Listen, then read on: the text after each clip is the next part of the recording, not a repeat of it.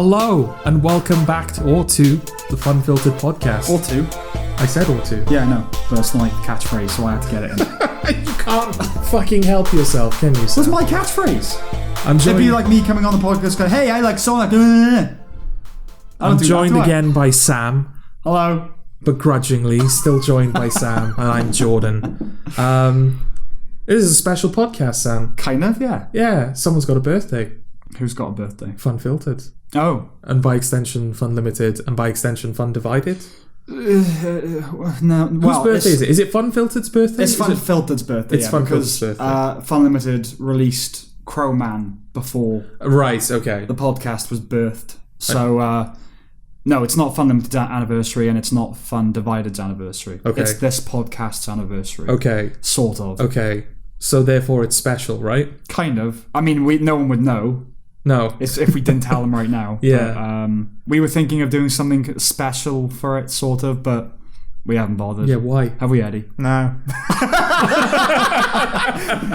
mean, I'm here. Is that special? He's waiting for you to jump in. It's like, he's not going to jump in. I was biding my time. He's that out of practice. You were biding your time? Is that a foreshadowing of what's to come? Maybe. Yes, our special gimmick for this episode is a return to normality. I have, I've gotten out of bed. Yeah. It's been 5 weeks. Yeah. You're well rested now? I think so. Yeah. I'm back at work, so I should probably... Yeah, there's no justification. no justification now. I've been back at work. You're back at work. You can get back to what's really important, this podcast. If you can serve people drinks, you can form damn opinions and express them. Alright? I mean, I can't serve people drinks. I can just about serve people drinks, so it's... it's been an interesting month. Mm-hmm. Have you been keeping up with Funfiltered in your spare time? Do you know, I have. That's your first question. No, but I mean, to be fair, I do listen to podcasts obviously quite a lot, and because I don't like listening when I'm on it, right? Because I don't like sound of my own voice, so it's been quite nice to listen to you two just, chat shit for 4 or 5 weeks, basically. Is there not an audible void, an audible empty chair? Well, I mean, you've referenced me on a few occasions. Is it Vanilla Dreamer or is it the one before where you literally sat there and you say something and then you're just like, Eddie? As if you're like waiting for me to respond or okay. I think we couldn't remember a thing. Yeah, you couldn't remember a thing. Fuck, we don't have a guide to look up and the usually thing. I would look stuff up and then you're just like, Eddie? No, he's still not here. Yeah. So, but yes, no, I'm back. We've had to Google things ourselves. Can you imagine? Do you know, I don't have Google up. We should probably rectify that just in case. You're rusty. It's been a while. Yeah. Greasing the hinges. And with the return of Eddie came the return of our recording troubles. Coincidence? Yeah, probably. There's going to be a couple of moments during this podcast where Eddie's audio drops out for like a minute or two. Most of those instances occur during the next discussion, and then I think there's 1 or 2 minor instances later on in the podcast. But for the most part, he's back. But yes, no, I've been listening. So I've got some points. Oh yeah, you've taken umbrage with some things we've said. Well, no, it's more of just like noticing things. So obviously, you guys talked about OnlyFans. Tell us how we're wrong about it. Well, it's like, okay, not that you're wrong about it, but it was just because you didn't really know much, like. No, I think about OnlyFans. Yes. Obviously, like you brought up Bella Thorne, mm-hmm. She caused quite the controversial sort of point with OnlyFans. Okay. Because she put everything at top tier and then promised nude photos and didn't do it. Right. What do you mean by top tier? So there are price brackets for OnlyFans. Okay. So you can charge things at different prices, and up until Bella Thorne, that price cap was £200. Okay. For like the highest tier thing. Right. But Bella Thorne put her stuff at £200 and offered that it was going to be nude photographs, and then it was just her in lingerie. So everyone who paid for that then kicked off. Right. And as a result, OnlyFans aren't saying it's because of Bella Thorne, but the timing's too coincidental. It's kind of like Gamergate, I suppose, in so far as I'm not with the consumer movement on a personal level. Yeah. But I am on a political level.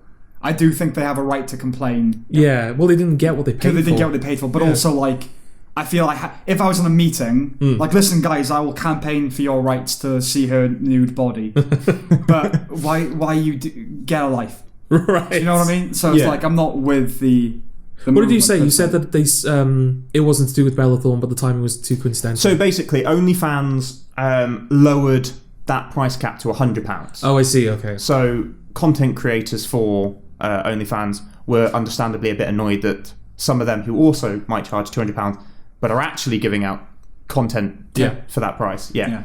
You know, tip for that. There might be a video for, you know, that kind of price. Yeah. They were no longer able to charge at that price.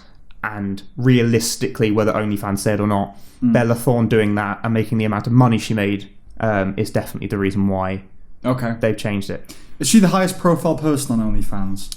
I would, I mean, Belle Delphine is a big deal on there. Right. But okay. In the grand scheme of things, in terms of a celebrity, I'm gonna guess that she probably is. Things like, I'd heard the name Bella Thorne before I'd heard of Belle Delphine. I don't really know who Bella Thorne is. I don't think I've seen her. No, I don't think I've seen her. She's a former Disney Channel actress. Is she? She's British, isn't she? Or is she American? Look, I've already got to Google. We're 5 minutes in, boys.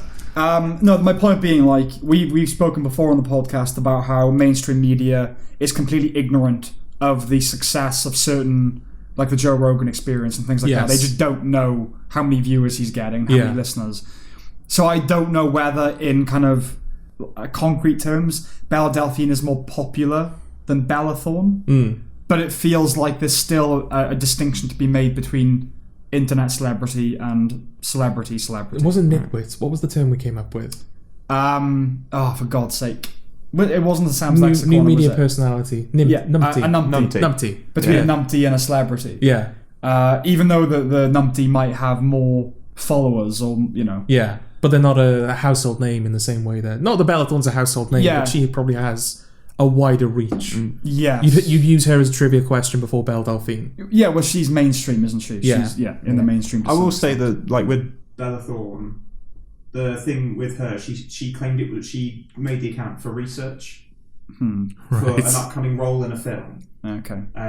With some, I can't remember the name of the guy, but with someone, and then he went, "No, you didn't. That's not why you did this." Yeah. Right. What data could she possibly be collecting that would help her? Well, I mean, unless she was playing someone who sold themselves online, just like the method thing of embodying the character, like De Niro driving a taxi and stuff. That's what she was doing. I guess so. Okay. You know, just. If he was on clown makeup, kind if De Niro was whopping his dick out, I think that's the only equivalent. Don't. De Niro should never make an OnlyFans. No. Well, here's the thing: mainstream celebrities like Bella Thorne who make OnlyFans accounts. Yes. It's just a little bit difficult to imagine that they're going to post pornographic, blatantly pornographic material. Also, like with Belle Delphine. Yeah. Probably expected the way she came back. I mean, that she is that. Yeah. That kind of is what she is. Yeah, like she is definitely just a bit nuts and just went, I can make a quick buck off. Well, she's cynical, isn't she? Yeah. I think Belle Delphine. And I kind of don't begrudge her in a way. She's being ferociously capitalistic. Yeah. So long as she does it away from you, it's fine, is it? Well, I mean, I don't seek out her content, you know what I mean? It's not thrust. I have seen her content, because of YouTube. Speaking of it, it's our fault, is it? Well, yeah, you brought her up. I never would have heard of her if it wasn't for the Funfiltered podcast. Okay. Doesn't mean you had to go look up her nudie stuff. I didn't look up her nudie stuff. No? I looked up. You just happened to be on Pornhub and it was there. Yeah, I'm going to get to that. No. When you guys brought up Belle Delphine, I looked up her YouTube videos. And then I was on Pornhub, and that video was thrust at me.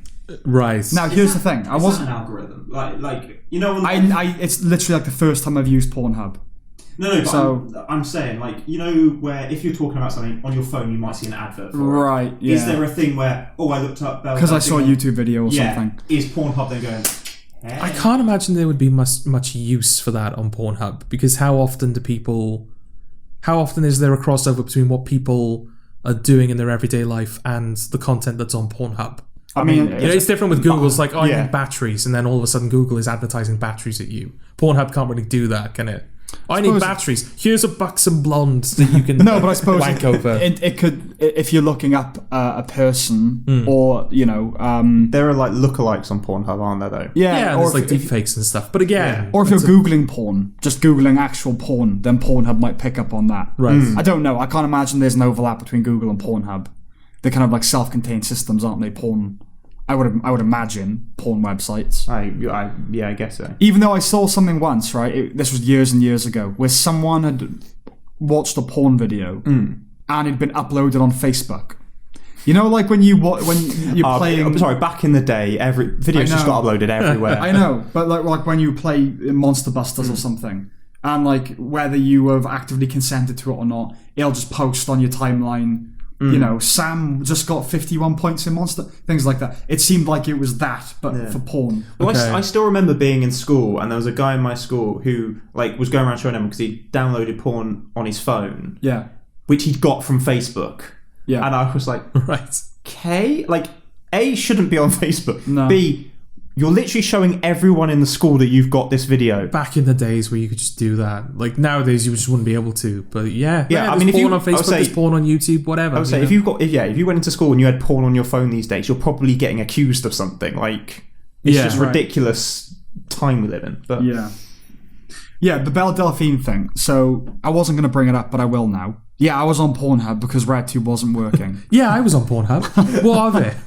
Well, what of it? No, I know, but that's the tone with which you seem to say that. Yeah. Okay, didn't mean that. Okay. I was on Pornhub and a video of hers was suggested to me. I don't know why, and then so I clicked on it to see what it was. Yeah. And I saw it, and it wasn't titillating. It was barely anything. Yeah. But I did watch the video. I thought, okay, that's that then. You sorted out, Jordan, didn't you? I'm sorry? You sort out this video. No. Didn't you? But you've seen the video, haven't you? Yeah, I've seen the video. How have you seen the video? Well, Pornhub have like a trending thing at the top of the page, don't they? Right. So it was in the trending tab. So you clicked on it for the same reason I clicked on it? Yeah, for research purposes. Yeah, all right. I don't believe you. I certainly didn't the listeners don't believe him at this point either, it's fine. Because I brought this up and just sort of knew as soon as I said it that you had seen it. Right. I thought Jordan's seen it. I know Jordan has seen it. So this is one of those facts of the universe. Isn't it? Yeah. So obviously that meant to me that you had sorted it out. Right. You're saying you didn't seek it out. No, it's at the trending tab. Because here's the thing: the way we've talked about Belle Delphine on this podcast and privately, I wonder. I worry about a hypocrisy kind of thing here. Because all that stuff, but then we're actually watching her porn. I mean, we're not. Without getting too graphic, you just watched it, right? Yeah. Okay, good. Me too. I didn't watch the whole thing. It was just like, okay, I get the idea. Get the gist. Yeah. So I probably predict the ending. Yes. Yeah, I'm surprised that they lowered the cap because I get the impression. I looked up. I still haven't got an account, but I looked up the site after we had the discussion. Yeah. Because it became clear during the discussion just how little we knew about it. Yeah. So I looked it up, and it doesn't sell itself as an NSFW. Maybe when you once you've opened an account, it's like, okay, here's the real intention. Mm-hmm. But if you're just looking at it on the internet, there doesn't seem to be any indication that this is the primary purpose. Well, this is the thing. When OnlyFans became a thing, when it was first created in 2016, that wasn't the purpose. No, I sort of saw a little bit of a parallel. Not a parallel, but like Twitch Thoughts, for example. Like obviously Twitch is just a gaming platform where you stream yourself playing video. Oh, you just stream yourself, period. And then you had... What? You stream your period? Well, I suppose. I guarantee someone probably has. Yeah. But yeah, like in the wake of that, you had Twitch Thoughts rising up, where it's these women who are very scantily clad, just streaming themselves. Yeah. And even though it's against Twitch policy, like nudity or like suggestive sexual content or anything like that is against Twitch policy, these women are left completely to their own devices. Yeah. Whereas you have other people... Literally. Well, yeah, maybe in some cases. I don't know. I don't think it's like explicitly pornographic. All right. If it gets explicitly pornographic on it gets Twitch, banned. it gets banned. Okay. Yeah. But there are like women who have like very low cut tops and just kind of like give me money maybe. And people do it. That's fine. Yeah. Apparently, every sector of the internet is infused with that sort of thing. Yes. I don't watch. This is pure speculation. Genuinely speculation. like makeup tutorials and stuff like that. Okay. I imagine there's a healthy dose of scantily clad women doing those sorts of things. Oh, maybe. Or like wearing low-cut tops and stuff like that. Maybe. ASMR certainly has it. Yes, well, that does have a sort of... Because you get pleasure from ASMR. Not the same kind of pleasure, but you do gain a pleasure from ASMR. It's not sexual. So I suppose if you gain this pleasure as well, then there's no harm Well, it's in that. weird, ASMR, because if you are genuinely affected by it, right? And I genuinely am affected by it. Not so much now, you build a resistance to it, a tolerance, I suppose. But even though there are sometimes very attractive women, and things, it's not sexual, but it's intimate. Yes. Some are more sexual. But it is intimate. I think there is. I don't know if there's a whole section now on Pornhub, but there's a lot of ASMR content. Yes, and a lot of attractive women will kind of play into that and dress slightly more provocatively than they otherwise would. But the problem is, because of the effect that the ASMR has on you, that never really crosses your mind. It's a very peculiar dichotomy. The purpose is for you to relax, right? Yes, and so wanking to ASMR would be like being date raped. Right.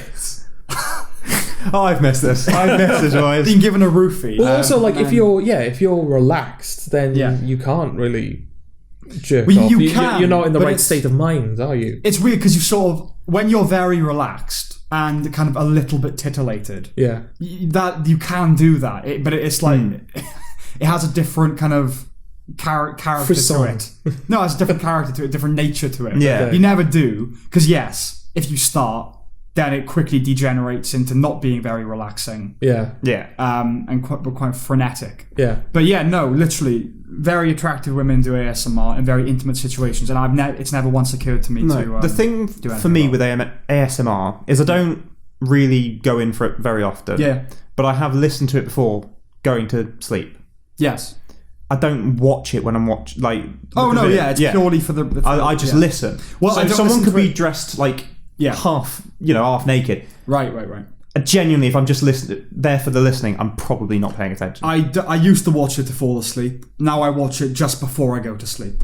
I kind of do whatever I have to do, and then kind of wind down with it, and then go to sleep. Are you both positively affected, or have been positively affected? I have been positively affected. Because I'm not. See, you're not, because ASMR. It's like sour sweets for me. It just doesn't. It's like I know people like this, but it's just not resonating with me. Yeah. I mean, ASMR is one of those things. When I heard about it, well, I guess I just kind of encountered a video or something on YouTube. It was describing something that I knew. You know, one of those things like, that other people have had that. Right. And you get, like, I think a lot of people who experience ASMR experienced it when they were younger and are now kind of discovering, that's what that was. What does ASMR actually stand for? Autonomous sensory, like motor response, something like that. Okay. It's like your brain being tingled, basically. And I remember, when I was a child, there'd be instances where I'd be like, colouring in something on the table, and my auntie or something would then just come and just like start colouring as well. And it's just like that thing of like a lullaby presence of something. Right. Very calming, repetitive. You're just like drawing or colouring in or... Yeah, I find it really good after a panic attack. Right, yeah. Or like, I think you get when you're a kid and like girls are playing with your hair or something. Okay. You know what I mean?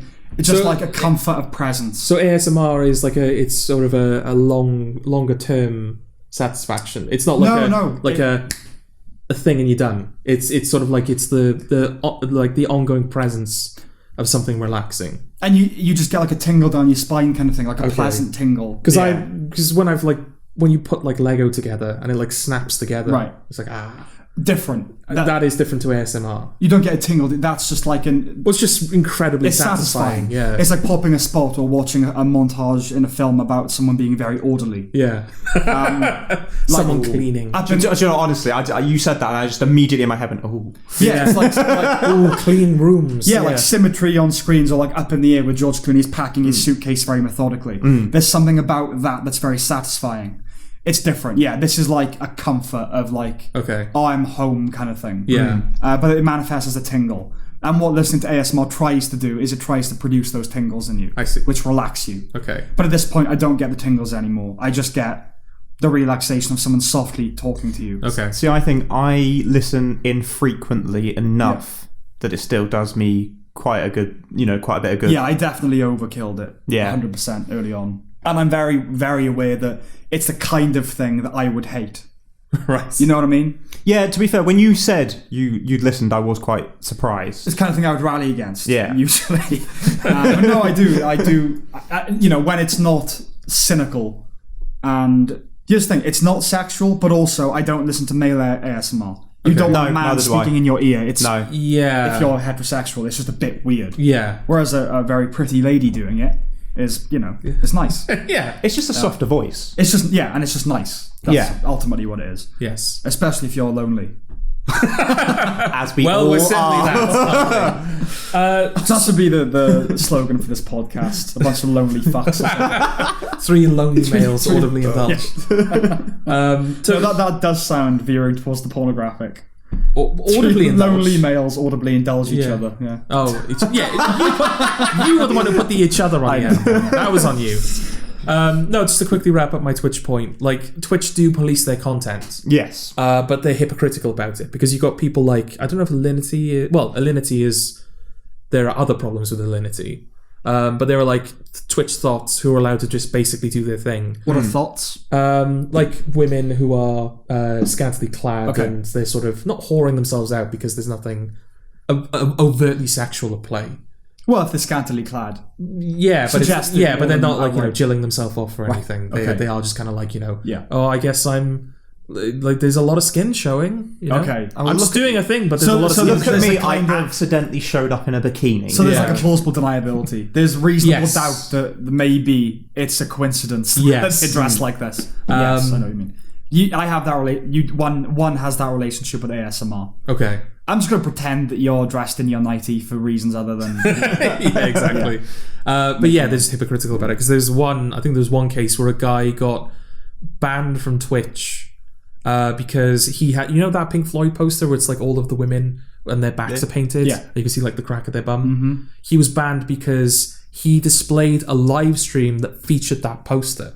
Right. So there were like 2 levels of distance between him, or 1 or 2 levels of distance between him, and he still lost his account over it, or he lost the ability to monetize his video or something like that. Well, that's naivety as well, isn't it? I mean, you said that there's no obvious indication that OnlyFans is NSFW. Yeah, but it's not naivety really. Maybe it's naivety on the part of the consumer to some extent, but on the part of the company.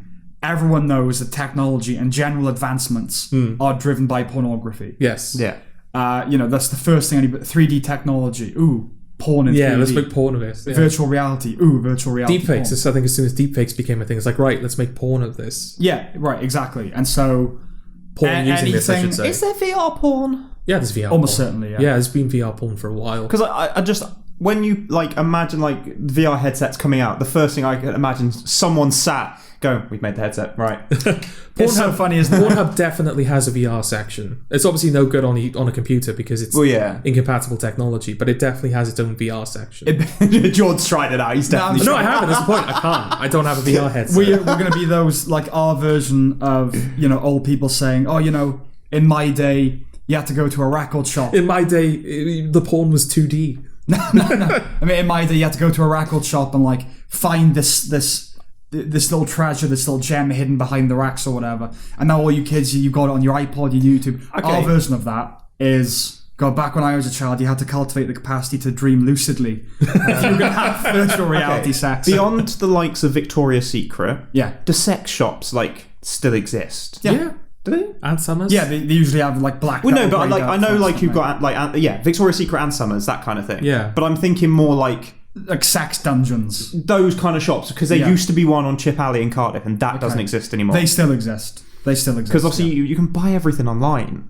There is, I mean, that in that sense, I'm not being funny. If I wanted to buy something online, if I wanted to buy a sex toy, for example, I'm not sure I feel comfortable just walking into a shop and can I have a butt plug, please? Well, I gotta be honest, that's sort of one well, it's not like clothes shopping, is it? You can't I want to try out this one and this one. You can't really do that. No, but so it's not like it's more practical to go even visit, when I'm watching to shop physically. Pornography, I watch it incognito. I don't just do it and then delete my history. But this is one of the myriad ways that the internet has ruined things. It used to be the case that if you had a bizarre, unhealthy fetish, you had enough shame not to say anything because society told you it was wrong. Yeah. And now you just find everybody else in the world who likes that thing because of the internet. Yeah. Oh, maybe there's some legitimacy to it. And so I think that if you want to buy a really perverse sex toy, yeah, you have to look someone in the eye when you buy it. I know it's like, you know, I'm not advocating here. I'm not advertising the sex dungeon as a noble thing. But I do prefer the idea of like a weirdo in like a Mac. You've definitely got a sex dungeon somewhere. I've got a sex dungeon. I don't sell things though. I take things. Of walking into those places and kind of like all the video shops and having to nervously edge your way to the XXX section at the back. That to me is more honourable. I mean, I don't even like buying condoms from like the supermarket. I've never bought condoms. Never. No, so I don't like it. I don't know. I feel like now would be alright. Because the idea of buying condoms for me as well is like a mortifying thing. But surely that's like a good thing. It's like, oh, I need these. Well, therefore I'm getting laid. Like there's nothing to be embarrassed about. The first time I'm succeeding. Got condoms, this is when I was in Manchester, and they had the like sexual health clinic, and they gave them out for free when you were like that kind of age. So I went along with a friend just to be like, look, I want some condoms, and they give you a bunch for free. But like after that, like even then I didn't like doing that. But like after that, then go into like the supermarket or to like Boots, because like Boots sell vibrators, like which is just Poundland sell vibrators. Yeah. Oh god. Can you imagine that? A Poundland for vibrator. Opposite name. For any woman listening to this podcast, please don't buy a vibrator from Poundland. Is there anything lower? Like have more, like no offense, have more self-respect for yourself. Yeah, go high end for your go to Ann Summers for your vibrator. Yeah. But I never thought like old-fashioned sex shops. I suppose I just assumed probably there must be some. I couldn't name you the location of one, but I'm just because when I moved to Cardiff, there was definitely something on Chip Alley in Cardiff. Yeah, and that's not there now. Yeah, I feel like that was like that also sold like adult books and stuff. And I was like, I don't know if it's that one, but there's one where it has greyed out windows, not blacked out. They're grey, and that's the sex shop. But I can't. remember opposite Five Guys. Is that the one you're talking about? Yeah. Okay, that's gone. Yeah. All right, that's the one he's talking about. Oh, is it? Yeah. Yeah. No, that's something else now. Right. What is it now? I don't know, but it's not that, because that used to have bars on its door for its door. Yeah. Okay. Yeah, I just want to return quickly to the point about the naivety of everything is driven kind of by pornographic needs and OnlyFans, because you are allowed to do that and it's the internet. I feel like it is if they're not wearing it on their sleeve rather, then it kind of. There is a brazen... What does that imply, wearing something on your shoulder? Well, like if I chip on the shoulder and wear it on your sleeve, I mixed up. Yeah. Wearing it on your shoulder, it's like, you are wearing it on your sleeve, but maybe you won't notice it.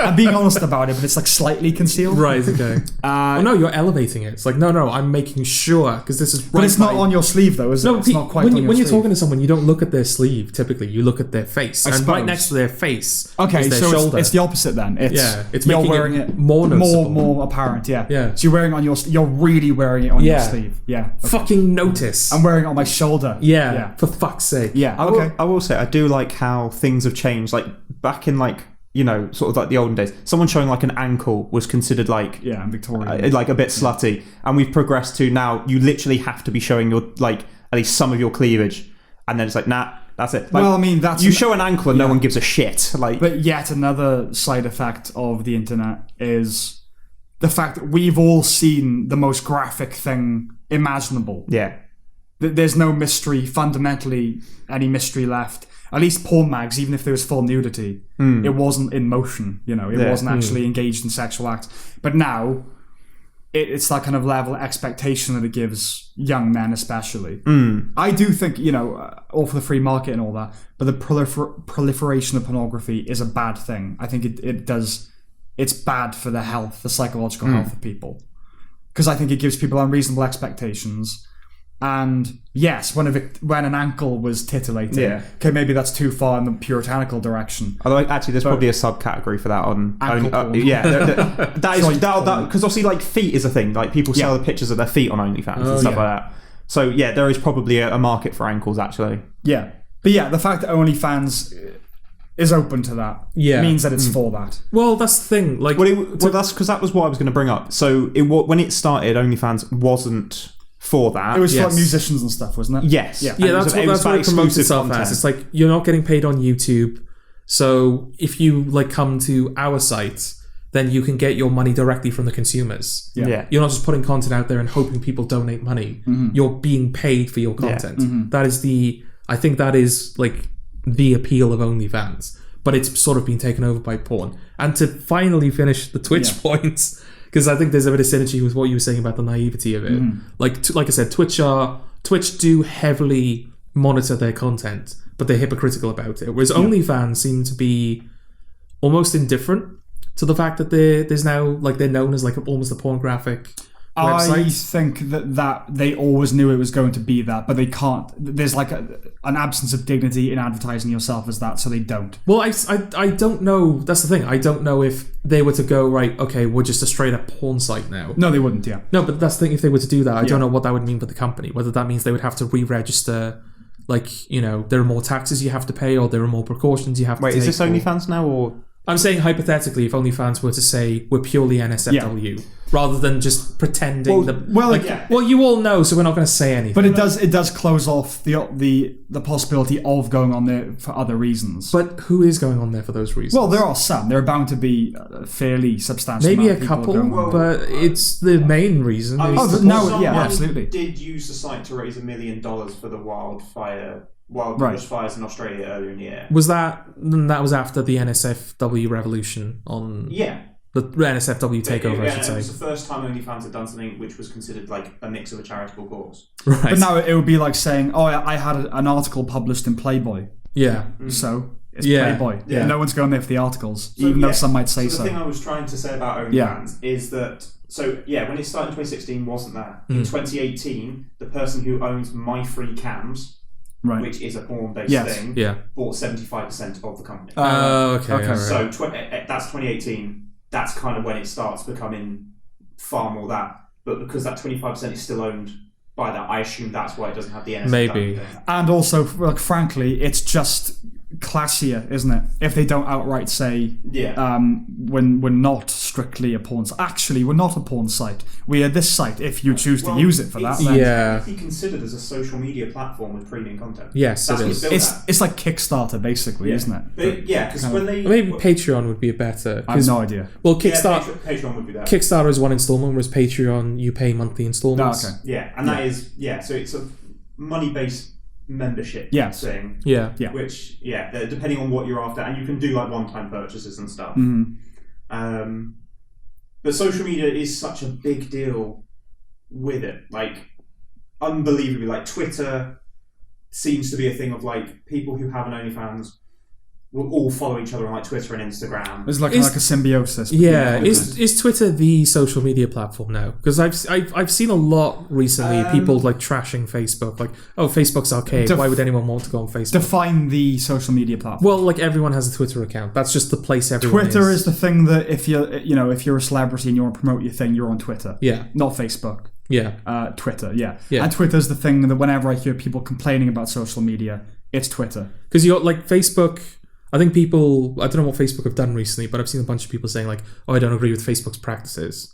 I don't know whether that's tied to them selling your information or whether they've done something else as well. Yeah, that's the data thing. That's definitely part of it. And then you've got stuff like Reddit, which a lot of people use, but that's like, oh, that's the internet's social medias. Like that's not, people aren't on Reddit, the internet are Is on Reddit. Reddit associated with the right wing? No, that's 4chan, isn't it? Yeah, 4chan I think is more that. Yeah. No, I think Reddit is a good mix. It's a good mix. I think, there's definitely a strong sense of community on Reddit. Because I think because whenever you post, you accrue karma. Yeah. So everyone's sort of, for the most part, they behave themselves on Reddit, because if they don't, then you can be punished. Yeah, well, that's the thing too. Reddit is big, but it's not as big as the others. And like with any social media site, it's eventually going to be toxified. Yeah. But there are some things that I'm on, not social media sites, but websites where people can talk to each other. And it hasn't, because it's the membership is so low. Yeah, it hasn't been toxified yet. Well, Instagram has ruined itself for me recently. I still use Instagram more than I use. I mean, it's the only one I have. Yeah, but same. It's ruined itself recently. In what way? Because it now has the Reels. What's that? So it is short videos. It is basically their version of TikTok, and all that happens is TikTokers are uploading their TikToks on Instagram. Right. But it's just annoying because it's like, I still liked Instagram as a social media, and although I have in the past scrolled through TikTok to see what it, and spent time. TikTokers were probably on Instagram before anyway. Yeah, but they're literally taking their TikToks from TikTok, and just re-uploading it with the TikTok logo and everything still in the corner. Well, how's that different, for example, from what we do? Because we put like our podcast is on like a couple of different platforms. Surely they're just branching out. But we only put like a little, other than like, okay, Apple Spot, we're using different platforms like that. But the whole point of a TikTok was that it was the short second, 15-second clips, and then Instagram immediately like came out with this like 15-second thing, which just fits perfectly for what you can put a TikTok on. Oh yeah, it sounds like they're definitely trying to create a synergy there. But I think they probably did it in the first place because there was the whole ban thing with TikTok. So they probably went, hey, TikTok might be banned. Oh yeah. If TikTok goes, they need a place to go. Yeah. 15 seconds though, is it? Because IGTV, I think if your video is over a minute long, I think it's a different thing. You can find them on IGTV, but there is a section called Reels. I haven't seen that at all. You're lucky. Where is it? Literally, if you go onto like the trending page on Instagram. Oh, okay, that's if you go on there, you will find them on there. Just do what I do. Just stick to your timeline. Stick to the timeline. Just don't go outside your little bubble, Eddie. There are some people. There are some people I know. Why are you going looking for it? There are some people I follow on Instagram who make them. Well, you follow them. Well, that's your fault. Why do you follow? You can't complain about TikTokers if you follow TikTok. That's the kind of content. No, because I'm not talking about following TikTokers. I'm talking about people I know who have just started making reels on Instagram as well, which is fucking annoying. Okay. And follow them. Some of them are friends. Fuck them. You can talk to them in real life. If they make TikToks, Eddie, they're no friends of yours. Yeah, that's true. I completely forgotten what I was going to say about OnlyFans now in terms of what. Well, what did we need to know about it that we didn't know? I think it was more just like going a bit more into detail because I knew a bit more about it than you guys did. Were our opinions, given that we were sort of misinformed from the start, do you think our opinions are invalidated by our lack of knowledge? Or did we sort of arrive at the same place? I do feel like your conclusion probably nailed it on the head, which is, you don't, like, why? I get the whole female empowerment thing, but it's not just women that use it, so... Yeah, I don't get the whole female empowerment thing. I don't think flashing your tits is a sign of empowerment. Well, I think the whole point, though, isn't it, that they're taking us, like, men sexualizing them to them sexualizing themselves. So it's like, they're in control of the sexualization. I understand the argument. Is it the case of, like, if someone's bullying you, just go, like, just, like, agree with them, and then they can't bully you? Yeah, if you want to rebel against the sexualization of men, then the point is to turn yourself into something that transcends sexuality. Yeah. Which obviously you are. Well, most people are anyway. Some people are just their sexuality. Yes. But if it's like, you keep objectifying me, then you don't hasten the process by turning yourself into an object. No, but now it's isn't it more? Yeah, because the men who are sexualizing you will just go, that's what I wanted. It's the equivalent of like a kid being punched in the face. I actually like it. I actually like being punched in the face. Like, I'll punch you again. So it's not bullying now because I actually like it. You're doing me a favor. Yeah, but I think the logic behind it is that the women are then owning. No, I get the. You argument. Can't sexualize me. I sexualized myself first. Yeah, it's childish. Yeah. It's childish. Yes. If I felt this entire year's been full of childish behaviour. If in some parallel universe where I am being objectified, where people just see me as a sex object, I would write a book. I wouldn't. The least sexy thing imaginable. I wouldn't post a video of myself, masturbating. That doesn't make any sense to me. What if you were masturbating while reading the book? Do they cancel each other out? Not reading a book. Oh, writing the book. Yeah, do they cancel each other out? I would say no, because if you're masturbating and reading the book, that's just 50 Shades of Grey. Yeah. Yes. But if you're writing with one hand... Can you write and wank at the same time? Well, say you could. No. Well, I've never tried it, I gotta be honest. In all my time writing, I've never wanked at the same time. I could probably type. Oh yeah. The problem is you use your dominant hand for both. So one of them is not getting your full attention. Well, I'm technically ambidextrous. So so you could? Okay. Which hand do you generally... I'll tell you what, ambidextrous members of our audience, try wanking while writing. Get back to us. Tell us what you wrote and I'm sure how you felt. you could certainly type. Whether you could type legibly and coherently is the thing. Yeah. Type full words, know what you're doing, and like make a... Oh, no, if you're typing, then Express a easily. concept. I suppose it's Like if you're writing with a pen or a quill or something, then it's probably going to be harder to write and wank at the Please same tell time. me you do just sit in your room writing with a quill. Do you know, if someone would bought me a quill, I would write. Oh yeah, to be fair, I would write more. so would Oh, I. yeah. So, No, I still want a typewriter. It's like with pipe. If someone bought me like a pipe, I'd probably start smoking again just because I have a pipe now. The question is not whether you could hit keys and jerk off at the same time. That's obviously possible. Yeah. I suppose it's whether you're able to do either to an end. Do you do it with the same hands? Do you like one pump type, one pump type, one pump type? I've responded to a text message while having a wank before. Why? Why didn't you just get Because he it was over wanking, I imagine. and then text back? I can't remember why I responded, but I have done it. I have done it. Who was I'm Not jerking you off guys. text No, later. and not your family. No. Okay, No. it's acceptable. Yeah. OnlyFans. Financially, Yeah. I can kind of get behind it in terms of the amount of money you can make from it. Right. In terms of so Bella Thorne made £2 million in a week. Okay, but she's Bella Thorne. Not everyone is going to be able to make £2 million but in a week. it's got And also, we're not happy with the way she made that $2 million. Oh no, we're not. Yeah.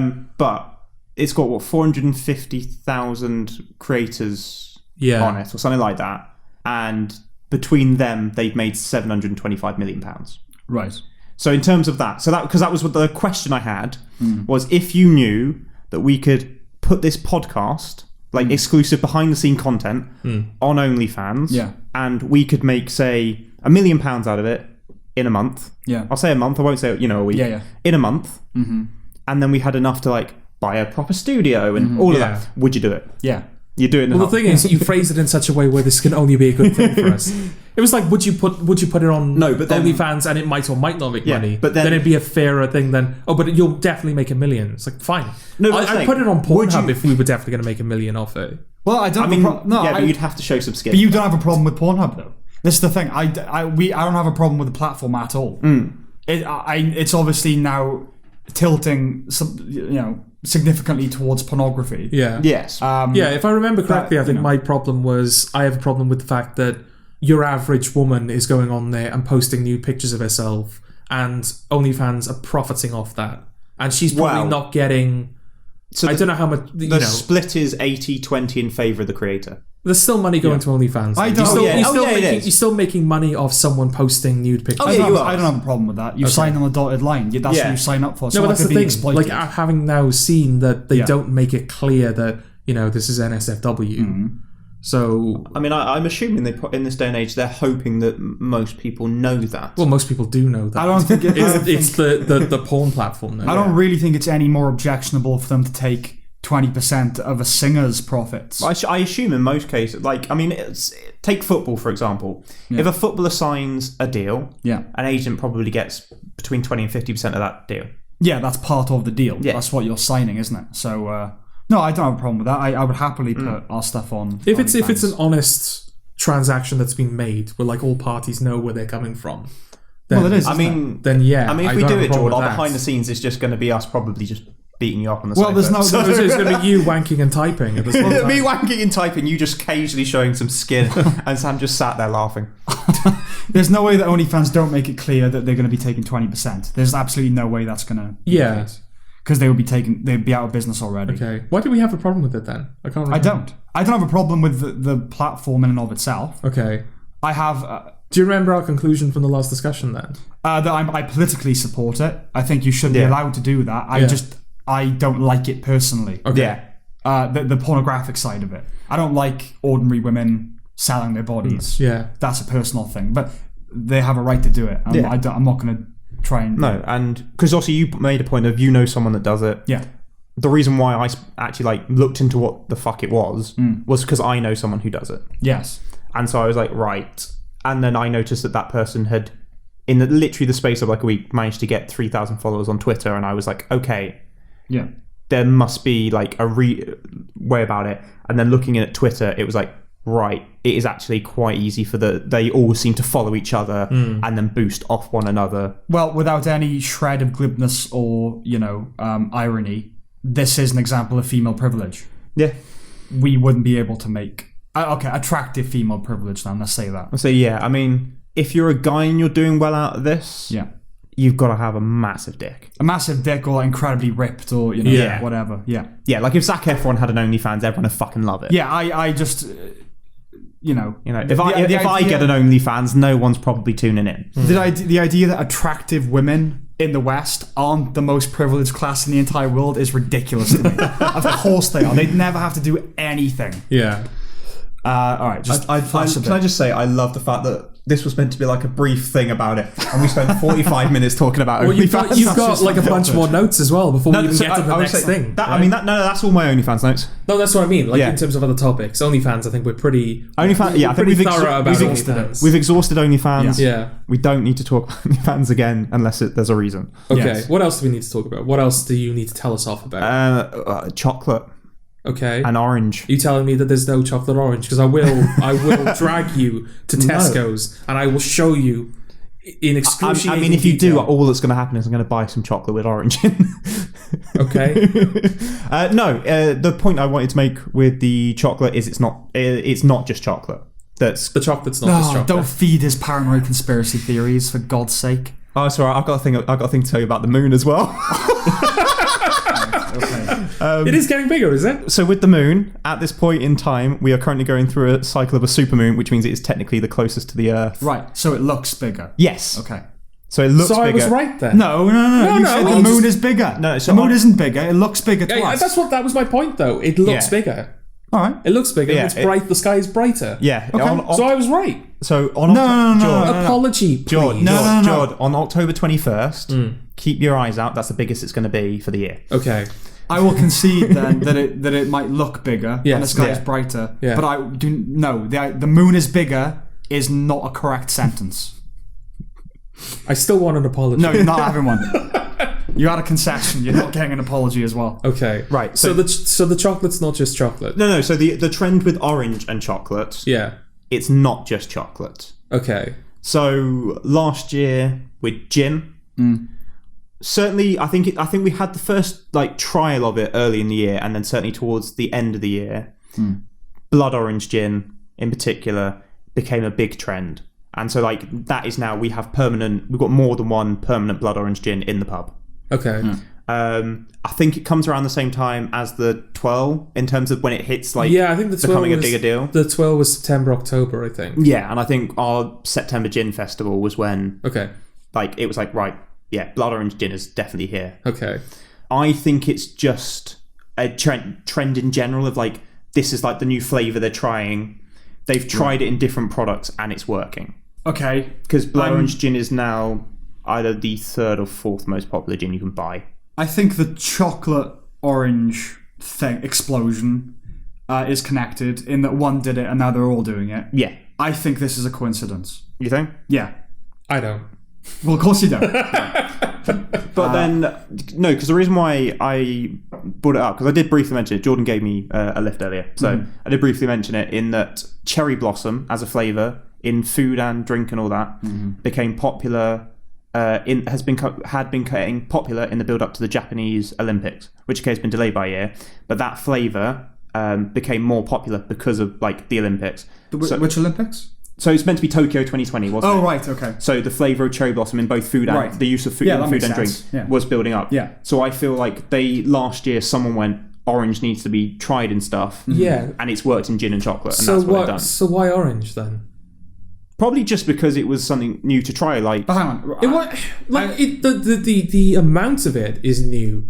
But there's always been orange flavoured stuff. Orange is not a new concept. But it being so prevalent as a use. There might well be a connection between the chocolate and the gin. It bursts out of its little bubble of chocolate and infects other kind of thing. But who is this Mr. Business Overlord that is deciding all things for all companies orange? No, I understand that there's a chocolate thing, but it's not going to affect the gin thing. It might well do. Maybe the same parent. Well, it's not just the gin thing, is it? Because as I pointed out, Watsits are getting bigger. That's got nothing to do with it. That's an already orange thing getting bigger. Yes. That's not becoming more orange. Nor is it orange flavour. Technically, it is more orange. That's because orange there's colour. more of it. So there's more orange. But that's orange colour. Yes. We're not saying that things are getting more orange in colour. Chocolate isn't getting more orange in colour, is it? You don't know that. I do know that. Do you? Am I wrong? Are you? Am I wrong? You're the one who's read up on this. Well, Are orange twirls orange in colour? no, they're not. Right, okay. Chocolate is Because still brown. as we pointed out in Vanilla Dreamer, there are only chocolate orange twirls. That's why I was getting so annoyed about it. Because only one chocolate. Alright. Every single example, are any of them orange? No, thank you. Chocolate's still brown. The packaging is orange. The packaging, sure. Yes. Yes. Terry's chocolate orange package is orange. It's not. Yeah, it's like yellow and orange. No, it's blue. No, the package. The box is blue. No, the package is orange. the logo is orange. The box is blue. The box is blue, but the wrapper that is orange. Yes. With blue spots. The wrapper around the chocolate is orange. Okay. Yeah. It is not orange though, is it? No. It's brown. Or it is chocolate. What do you do about orange and white chocolate? Do you know what brown is, Sam? Well, same principle. Do you know what brown is? It's dark orange? Yes. Right, okay. Well, every colour is dark or light something, isn't it? Yeah. God, it is, isn't it? White is just Really black. light black. Yeah. Well, there's only 3 primary colours, isn't there? Yeah. So. Yeah. Which, to be fair, I only learned out recently that there wasn't 4 because I thought there was 4. Well, Everything it's- thinks green is wrong, don't they? Yeah. Red, yellow, blue. Green is... I mean, my dad's a painter and decorator, and even he thought green was probably on there. And I was like, No, you've been decorating yeah. for years. In terms of art, you've got the primary colours are red, blue, yellow. But in Yeah. terms of photography, it's red, blue, green. Right. But then, So green is a primary colour in a certain sphere. yeah, but then if you put blue and yellow together, it makes green. So Yeah, no, the primary colours the primary colours are red, yellow, and blue. yes, Yeah. Which discovering that recently did slightly just Mess with you. Yeah, I was like, what Does the that does that It's does that the imply- same as learning like there are only really 3 shapes. Yeah. The square, circle, and triangle. Every shape is basically a combination of square, circle, and triangle. Yeah, it's really weird. Yeah. I don't like it. I was going to say that Stop it! Stop it, science! does red, yellow, blue, the primary colours, does that imply that they are not dark or light variations of each other? They are distinct things. But you can get from yellow to red. You go through orange. Yeah, and you but get you're to always red. starting Yeah, but you with get those orange 3. by getting red and yellow together. True. Yeah. But that's my point. Yeah, like, but then- you so- can't, if you go along the scale, But actually, you will yeah, get from once yellow you, to no, red. but once you've done, so take that. No, just- they're all connected. no. I'm saying taking that idea though. So red and yellow makes orange. Yeah. So how do we get from orange to brown then? Is that orange and blue? I think orange and No, black. brown is somewhere else, isn't it? I don't think brown is on the orange. No, it is. It's a dark orange. It's dark orange. Are you sure? Yeah. Because you'd have to go from orange to brown to red. Well, no, I think brown is... I think if you combine all the primary colours, you get brown, right? Does brown come before orange? And So in after which yellow? case you would need red, yellow, and blue. So it would be orange and blue would make brown. Yeah, that's what I'm thinking. Yeah. Ah. No, I'm talking about the continuum here. Yeah. So if you got whatever on one side and black on one side and white on the other, Yeah. White becomes yellow, becomes orange, becomes red, but whatever, go along that. Blue, purple, Blue, brown, black. Yeah, whatever. Where's brown there? Well, it's at the lower end. It's towards the black end, isn't it? Yeah. So what? Okay, so what's that betwixt? What comes before I don't and after have brown? I don't have the necessary. But yes, that all actually, yeah. colours Why are. is it red, yellow, blue? Because Oh, God. it's a color spectrum, isn't it? It's not like the primary light. The primary source of light is red, yellow, and blue. It's not. It's white. White is all light, right? I don't know why. If you red, combine yellow, all and the blue is colors, you primary get colours. white. So why are red, yellow, and blue so special? It obviously comes from a very specific place, doesn't it? Yeah. It's not saying reality. The primary colors of being are red, yellow, and blue. It's within a certain framework, like it an might artistic be. framework. Actually, I think it might be to do with the color receptors in our eye. But then again, I think we got green receptors Or just the visible light spectrum. because you've got what's it called? Dia something. Diastrates, Diarrhea. diarrhea. Can you not do that when I'm having a sip of water, please? But you've got certain animals like deer that only see in 2 colors. Right. They've only got 2 primary color receptors in their eyes. I think blue is the absent one. Okay. Because to a deer, a tiger will disappear into the shrubbery because it can't see the orange. Yeah. Or the orange comes out as green or something like that. Whereas we have 3 primary color receptors. So we're trivisionary or whatever it's called. And yet we're Trifocal. stupid. Trifocal, We're stupid maybe. enough that we used to dream in black and white. But also, we see more shades of green than any other colour. Yes, exactly. So it's all up in the air. So why is green not a primary colour? I think it's an artistic thing. Right. I don't know. The other thing is, I have no idea. But you've got, like, red seems to be sort of on its own, but blue, yellow, and green, they all combine into each other. Like, green and yellow make blue, yellow and blue make green. So why blue and yellow? Yeah, why but not all red and yellow are why not just red and each other blue as well? Yeah, a little bit. Yeah. Well, not really, because you can't get... If you make blue and yellow, you can't make red. If you make red and yellow, you can't make blue. Why are they primary colours? I'm not... No. Because this is where you draw the line. None of us have any reasonable scientific knowledge, no knowledge of anything about this, so there's no point speculating. Okay. I don't know. As proven with OnlyFans, because you came back and you were like, right, guys, you're wrong. You have no idea what you're talking about. One of the things I wanted to query between those two, the dreaming and that, is about people who are colourblind.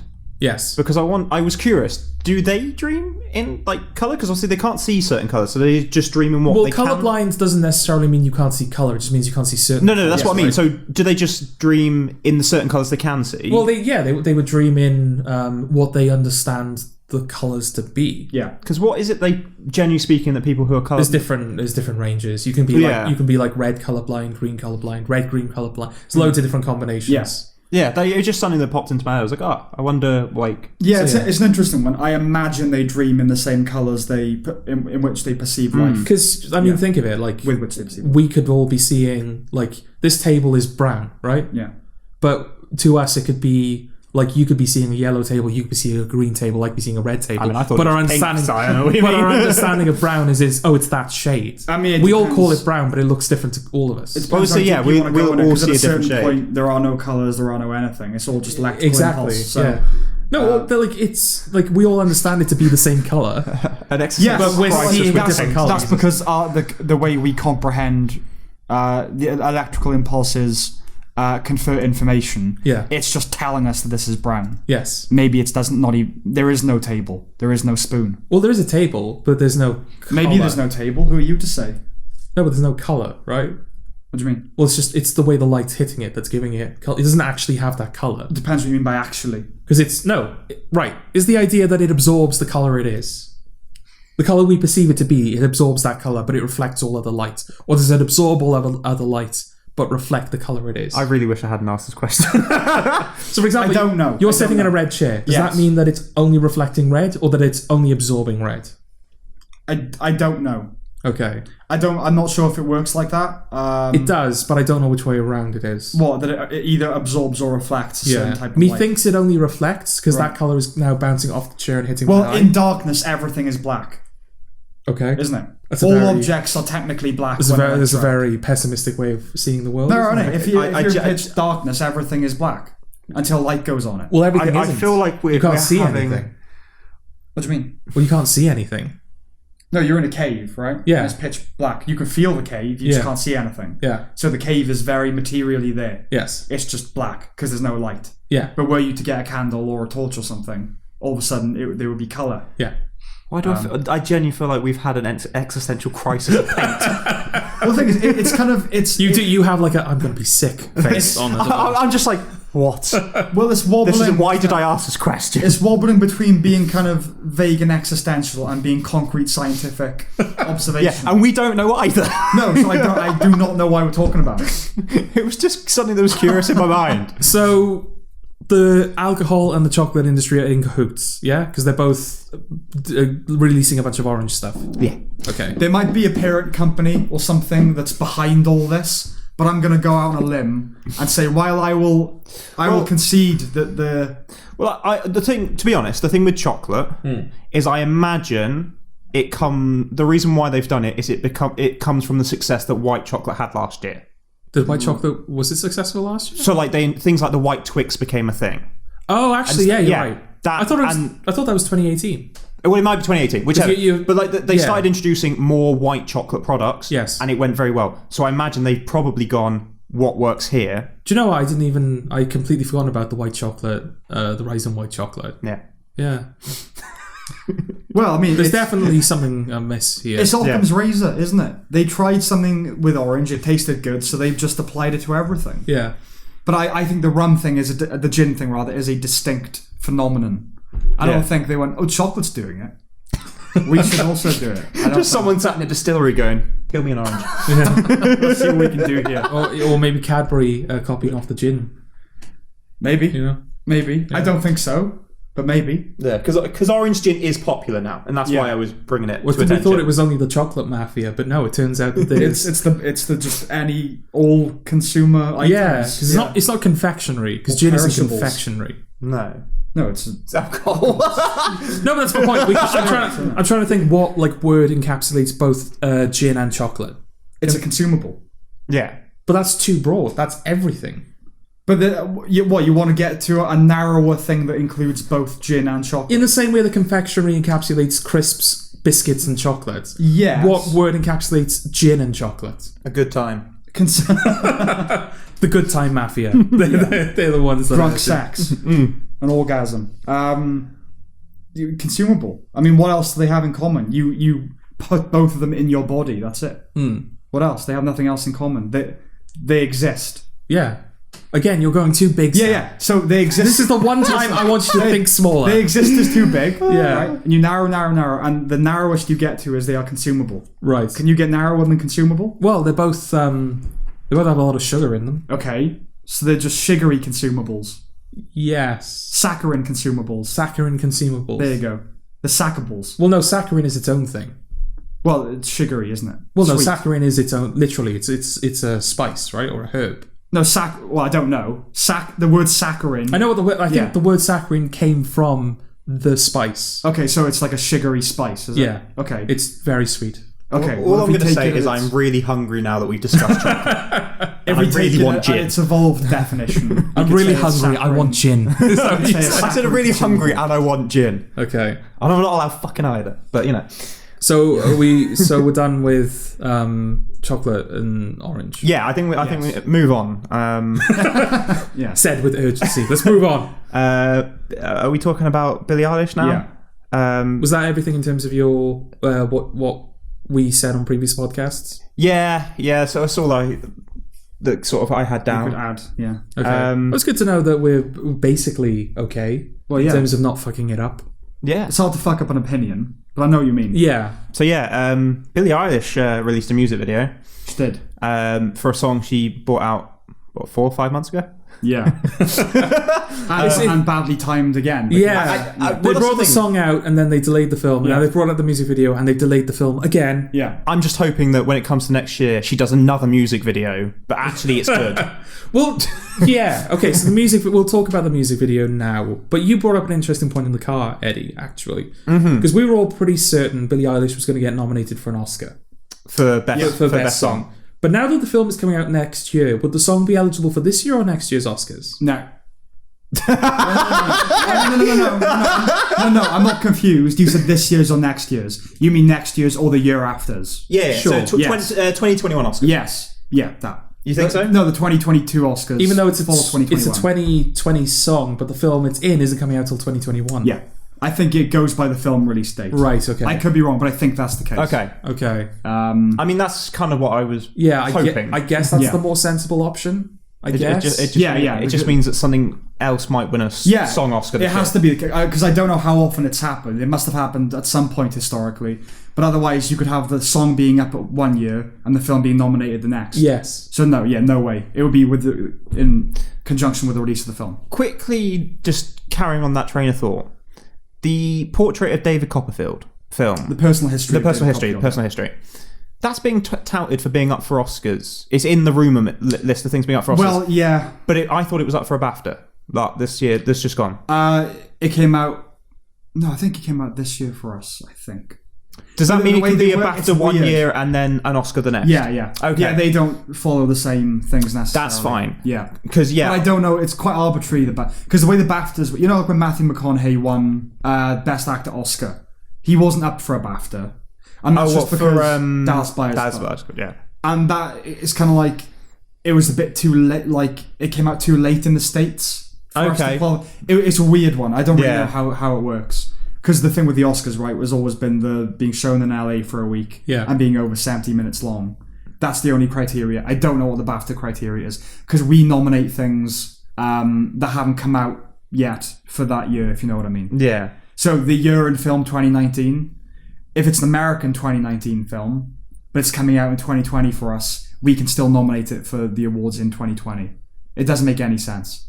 Oh, so does that mean that could we technically have Parasite up for another Oscar or The Lighthouse for the BAFTA? Parasite was up. No, but that's what I'm saying. Could you have technically, because it was a UK release date in 2020 February or something like that. Yeah, but it was up at the 2019. No, so you can't nominate it if it's already been nominated. Oh, you can't nominate it again. Yeah, even though it's still technically eligible. No, because that's the thing. I don't know what their eligibility criteria is. Maybe the cutoff is the ceremony. Is it? Would it have been? I don't know, because here's the thing. So obviously you've got. Because that's the deal with the Oscars, isn't it? Yeah. That once you've had the ceremony of 1 year, anything from that date onwards is eligible. I don't think so. I think it's January to December in any given year. So I don't think a January 2021 film will qualify for the next. Yes, Oscars. no, you're right, because they've changed it for this year. Okay. Because obviously the Oscars is later next year. Oh, so they've broadened the release thing. So yes, because they've now said that it can be a only streaming movie and not have a cinema release. Yeah. So for Parasite, internationally a 2019 film, released in America in 2019. That's when a lot of people saw it. But for us, nominally, it's a 2020 film. Yes. But it was up for 2019 because of when it came out. Yeah. Some way. That's the thing. So I don't know how they judge it. Okay, yeah, no, that's fair. I honestly think it probably is just people submit films and they'll go, all right, we'll judge those films then. Yeah, no, I was just curious because obviously, I mean, the Oscars is going to be an interesting one this coming year. Very strange, yeah. Did you just, I don't know whether I've just missed the conversation, did we discuss the BAFTAs extending their category nomination? No, I don't think so. So for, I think for the acting categories, there's now a sixth person. Oh, I hate this. I hate it. But they've done it for diversity and inclusion rules. That's their way of doing it. They've added an extra person so that there's now 6 people. That's kind of a subtle dig. Surely the point of if we were only allowed 5 actors, there would be no room for. Yeah, the point of diversity surely is that you change what's already there. Yeah, you don't widen the category. No, although I would say we did discuss in the car. I was looking up the current rumour mill for nominations. Yeah, it's going to be a very black year from the looks of it. Yeah. Again, which in and of itself isn't a problem. Yeah, but it does suggest something. Yeah. Yes. So I was quite interested in looking at that. Yeah. The nicest thing on that list was to see that Chadwick Boseman wasn't getting nominated for the Defy Bloods. No. I think Delroy Lindo is being talked about in the lead actor category, which I do find a bit weird. I'm not complaining. But I think you could argue it's the lead role, but you could also argue it's not. Well, no, it's an ensemble film. It's an ensemble film. Yeah. In any ensemble film, any performance is automatically a supporting performance. Yes. Mark Ruffalo in Spotlight is a supporting performance. Though if there is a lead, it's him. Yes. So I felt a bit weird, but maybe it's just it's that the year is that scarce that. Well, there was because Boseman's there being touted for Ma Rainey's. Black Bottom. Yeah, Black Bottom. Yeah. Yes, usually lead performances are unambiguously lead. Yes. There's no they're the kind of lead, they're kind of maybe. No, it's like Joaquin Phoenix. That's he's basically the only fucker in the film. Exactly. He still shouldn't have won. No, correct. He still shouldn't have won. So yes, No Time to Die. Here's what I want you to do, audience. If you need to remind yourself of the song, do that. But what I want you to do is just think what's the music video going to look like? And then watch the music video. I guarantee you'll be right. Yeah. It's such a nothing music video. Mm-hmm. And it has basically no new footage. That's the thing. Which is really disappointing. What is the value of this video? We already know the song, because the song came out ages ago. Yeah. Just before lockdown, basically, the song came out. Yeah. Then it doesn't work. It doesn't have any value in terms of, we're seeing more of the film, because it's all footage that we've seen before. All it does is clarify that the lyrics are about the relationship between Daniel Craig and whatever her name is. But even then, I don't think that was in... that was up for debate, was it? It clarifies because that she uses the scene of the two of them. That's all it does, is clarify that they're going to have a ruckus. Yeah, so it's not like we're listening to the song for the first time. It's not like, we're seeing more of the film. The only value it has is as a piece of art on its own, and it's rubbish. Well, its purpose, it's another crumb on the way to release, isn't it? It's supposed to be an advert for the film. It is, but it's not...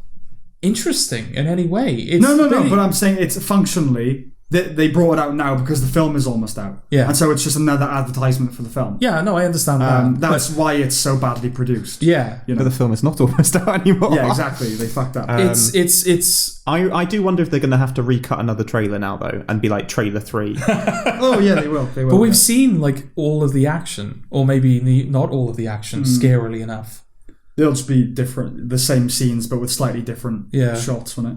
Yeah, well, because when I say there's like basically no new footage, there is one scene in the music video, which is a slightly longer cut of when they go and see Blofeld. I have a theory for why that is, though. Yeah. Because I don't think they have much footage to work with Lea Seydoux. Yes, we've talked about that. So you've probably seen every scene she's in, I would have thought. Minus the one where she's killed. Yeah. How do we think she's going to die? I think either Blofeld's going to kill her or Dr. No is going to kill her, but it'll be one of the two. It's not. Because we talked about this in the podcast ages ago, and I was like, oh no, that's stupid. And then we were having a conversation. No, but it's like we were having a conversation, and he went, Eddie, have we discussed the title? And I went, no. He went, no, Time to Die. I was like, yeah.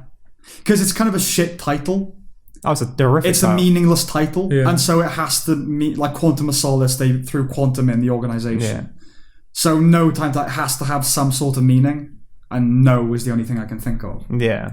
I don't like the fact that in the song, she's like, oh, I've got no time to die. I'm like, well, I don't really think most of us feel like we've got a time to die. There's just no time to die. Well, it implies you're too busy to die, doesn't it?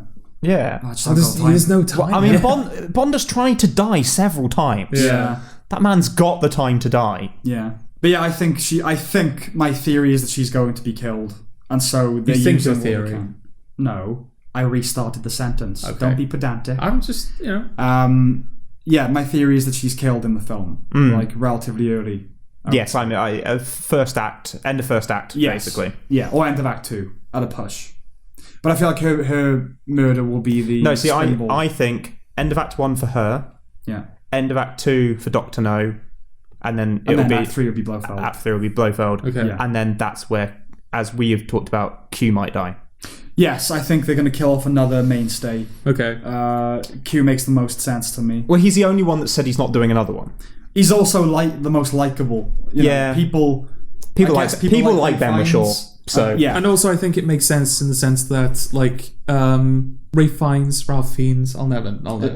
He says Ralph Fiennes. Ralph Fiennes. It's Ralph Fiennes. he's wrong about his own fucking name. It's Ralph, innit? It's not Rafe. Rafe Spall is Rafe. Yeah. It's Ralph. But like he's James Bond's boss, so it's like, oh, that's just like an occupational hazard. I know, like, but like with them, Moneypenny, we've killed off an M. They've done that, yeah. Yeah, they've already killed off an M. Moneypenny, like I don't think they're going to kill off Moneypenny. Nah, she's black. That too. Well, maybe that. But like Q, Bond started off not liking Q, and they've grown to like each other as the films go on. So I think it'll mean the most to Bond if Q dies. Yeah. The only thing I don't like in terms of what they've discussed is they have said obviously all 5 films are linked together. But we got that with the last one that we realised they were all linked together. Spectre was there, and now everything connects. Yeah. And now this one is, well, now everything connects again. We don't need to know that they're all connected. We can assume by the fact that you ruined the franchise with Spectre that it's done. What's the thing, other than him being a Spectre operative, what the hell is Dr. No's big revelation going to be? That he's Dr. No. It's like, oh, I was watching you from afar in Skyfall. Yeah, I don't see them doing that. I don't think they're going to bind it up in that way like they did in Spectre. No, it's going to be a continuation of that If idea. they're going to bring in him as Dr. No, and he is Dr. No, I think it will be, because Blofeld is incapacitated, Dr. No has taken over the organisation, like running stuff at Spectre, and then his role will be to do with that. But then obviously he's connected to Lea Seydoux's character. That's the thing. That's the only, it's all connected that I see being pertinent, is the history that she has with him. What's her character called? Madeline Swan. Oh, yeah. I've completely forgotten. Yeah. So, yeah, we all think that Blofeld is going to be sprung from the clinker. I don't see how they don't do that. You can't end the franchise on a villain that's not Blofeld. Yeah. Or a villain that we haven't seen before. Yeah. Yeah. Because he can't be superior to Blofeld. No. So, yeah. They're going to get Blofeld out, and then that'll be Act 3. And then the Chief just comes back from the dead. Yeah. They all just come back from the dead, and I just stood there. Yeah. It's like, Bond, we've all come to kill you. Did Spectre try to suggest that Silva was connected to their machinations? I think so. Yeah. Yeah, he was on the when he goes through the blown up MI6. Yeah, he's on the wall. Right. Okay. They're all on the wall. They're all under. Right. So they're saying they dispatched Silver. Yeah. Even though he has his own history with MI6 and Bond and has his own very personal motivation. Yeah. Okay.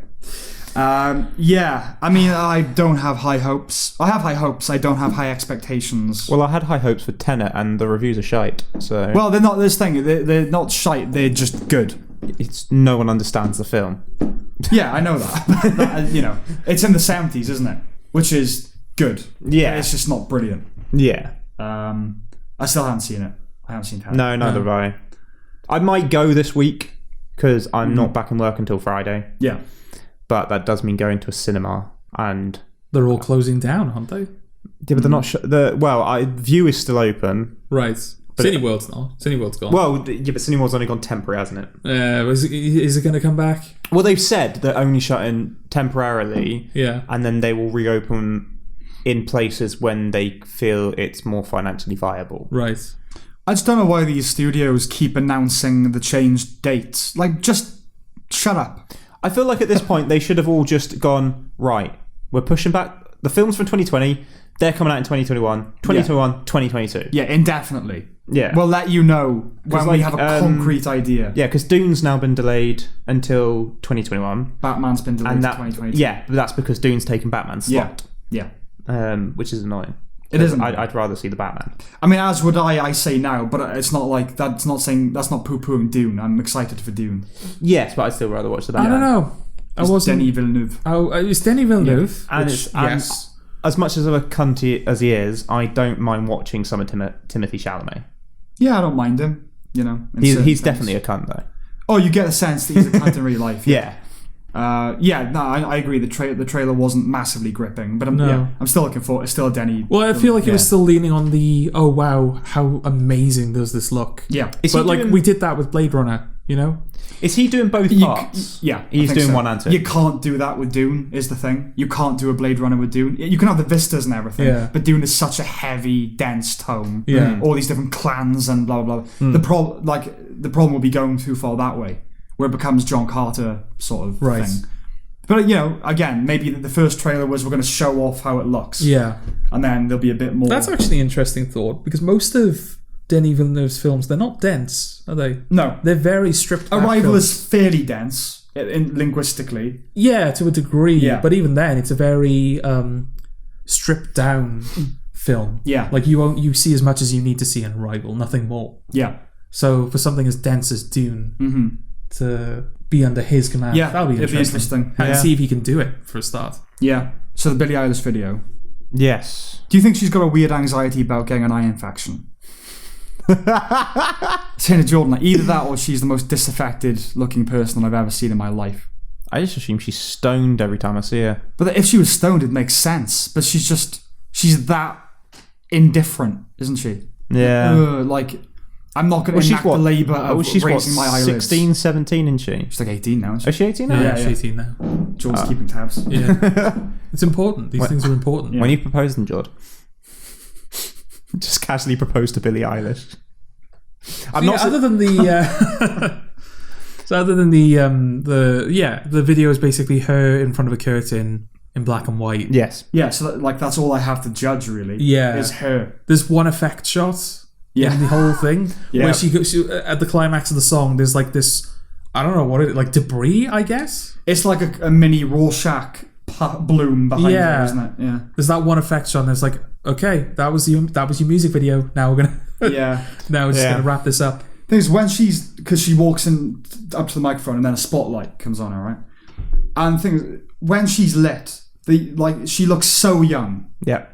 The youthfulness of her features and like the black dress she's wearing, it makes her look like she's singing at her school's graduation party. Like she's 17 and she's singing, like an aria or something. Yeah. Other than that, it's totally unremarkable. Yep. Yes. That's it.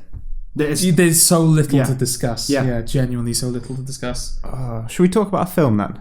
Okay, a film that Jordan has already seen and talked about on the podcast. We're going with Becky first? Just do Bill and Ted first. We'll do Bill and Ted first. Okay. Yeah. Oh, we're saving up Becky, are we? I've got more to say about Becky, so... Oh, okay. Yeah.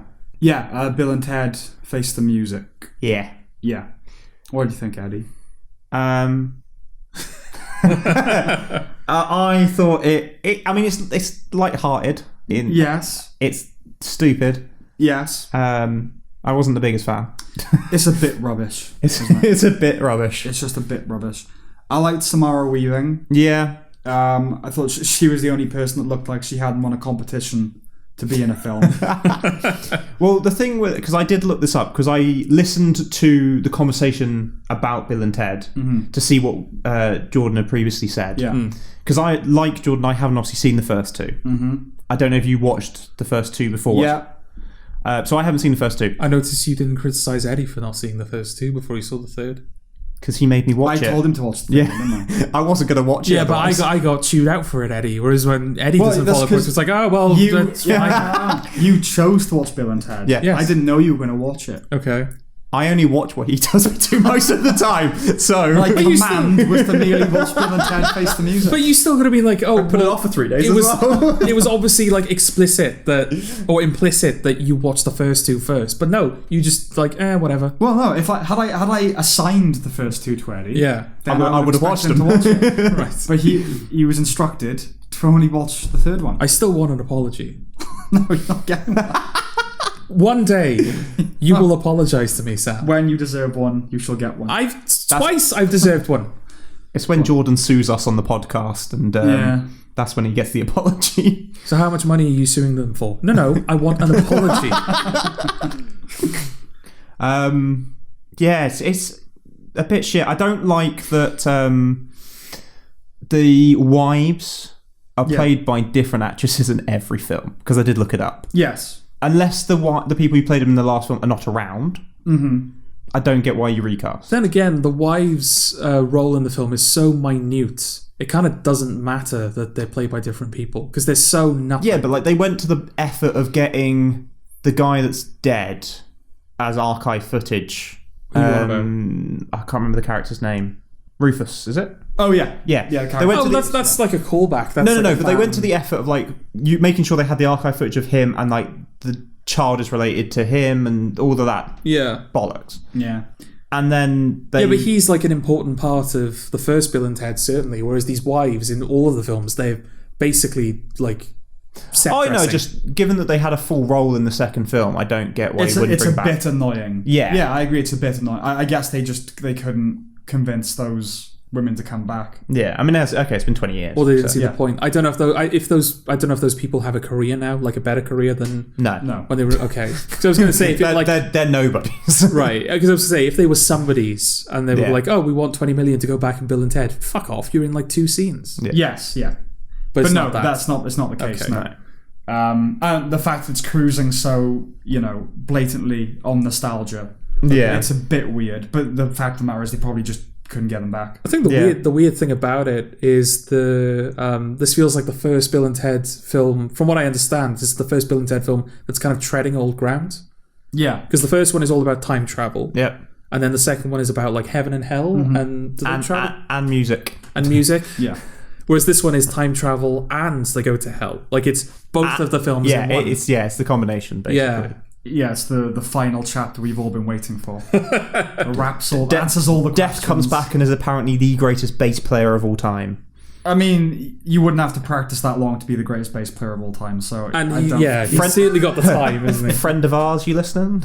Yeah, no, not exactly. I liked Anthony Carrigan, kind of. He plays like the robot thing. Dennis, yeah, he was all right. I'm Dennis. Yeah. George, when you reviewed it, you said that if you're gonna, the point is they write the greatest song in the world, that song should be comfortably numb. Yes. The problem is you can't reasonably expect a songwriter to just knock out a comfortably numb, right? No, you can't. But I get where you're coming from. Yeah. I think it should have been a song they wrote as teenagers when they were doing it for the love. Yeah. And because as adults, right, there's that little montage, isn't it? The kind of, not montage, but sequence where it shows them mimicking all these other styles, acoustic and all that, to try and like find success. Which, there's a degree of cynicism in it, like they're just hunting popularity. So I think they could have done that. Like the masterpiece they'd written, it was the first song they ever wrote back when they were 16 or whatever. That would have been... Yeah, that would have made a lot of sense. Yeah. Because you could at least excuse it then for not being the greatest song because it's the most important song to them that they've ever written. Yes, because the song can't matter. Yeah. Right? Yeah. The song should actually suck. It's about what it represents. But no, we got a band made of kids, Louis Armstrong, Hendrix, Mozart.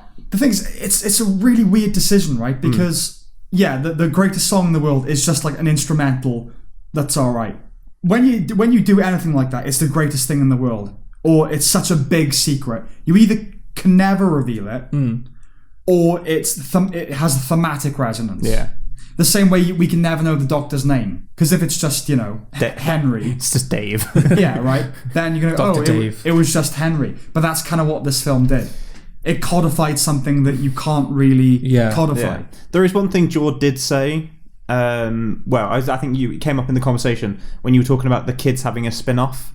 Yeah, do you think that's going to happen? If you go onto Wikipedia, the guy who made the film said, I think the story of the Bill and Ted is done, but if people wanted to see that, we'd make that. Okay. It definitely feels like they're leaving a door open. It's like, well, we have the people to carry the franchise now. Yeah.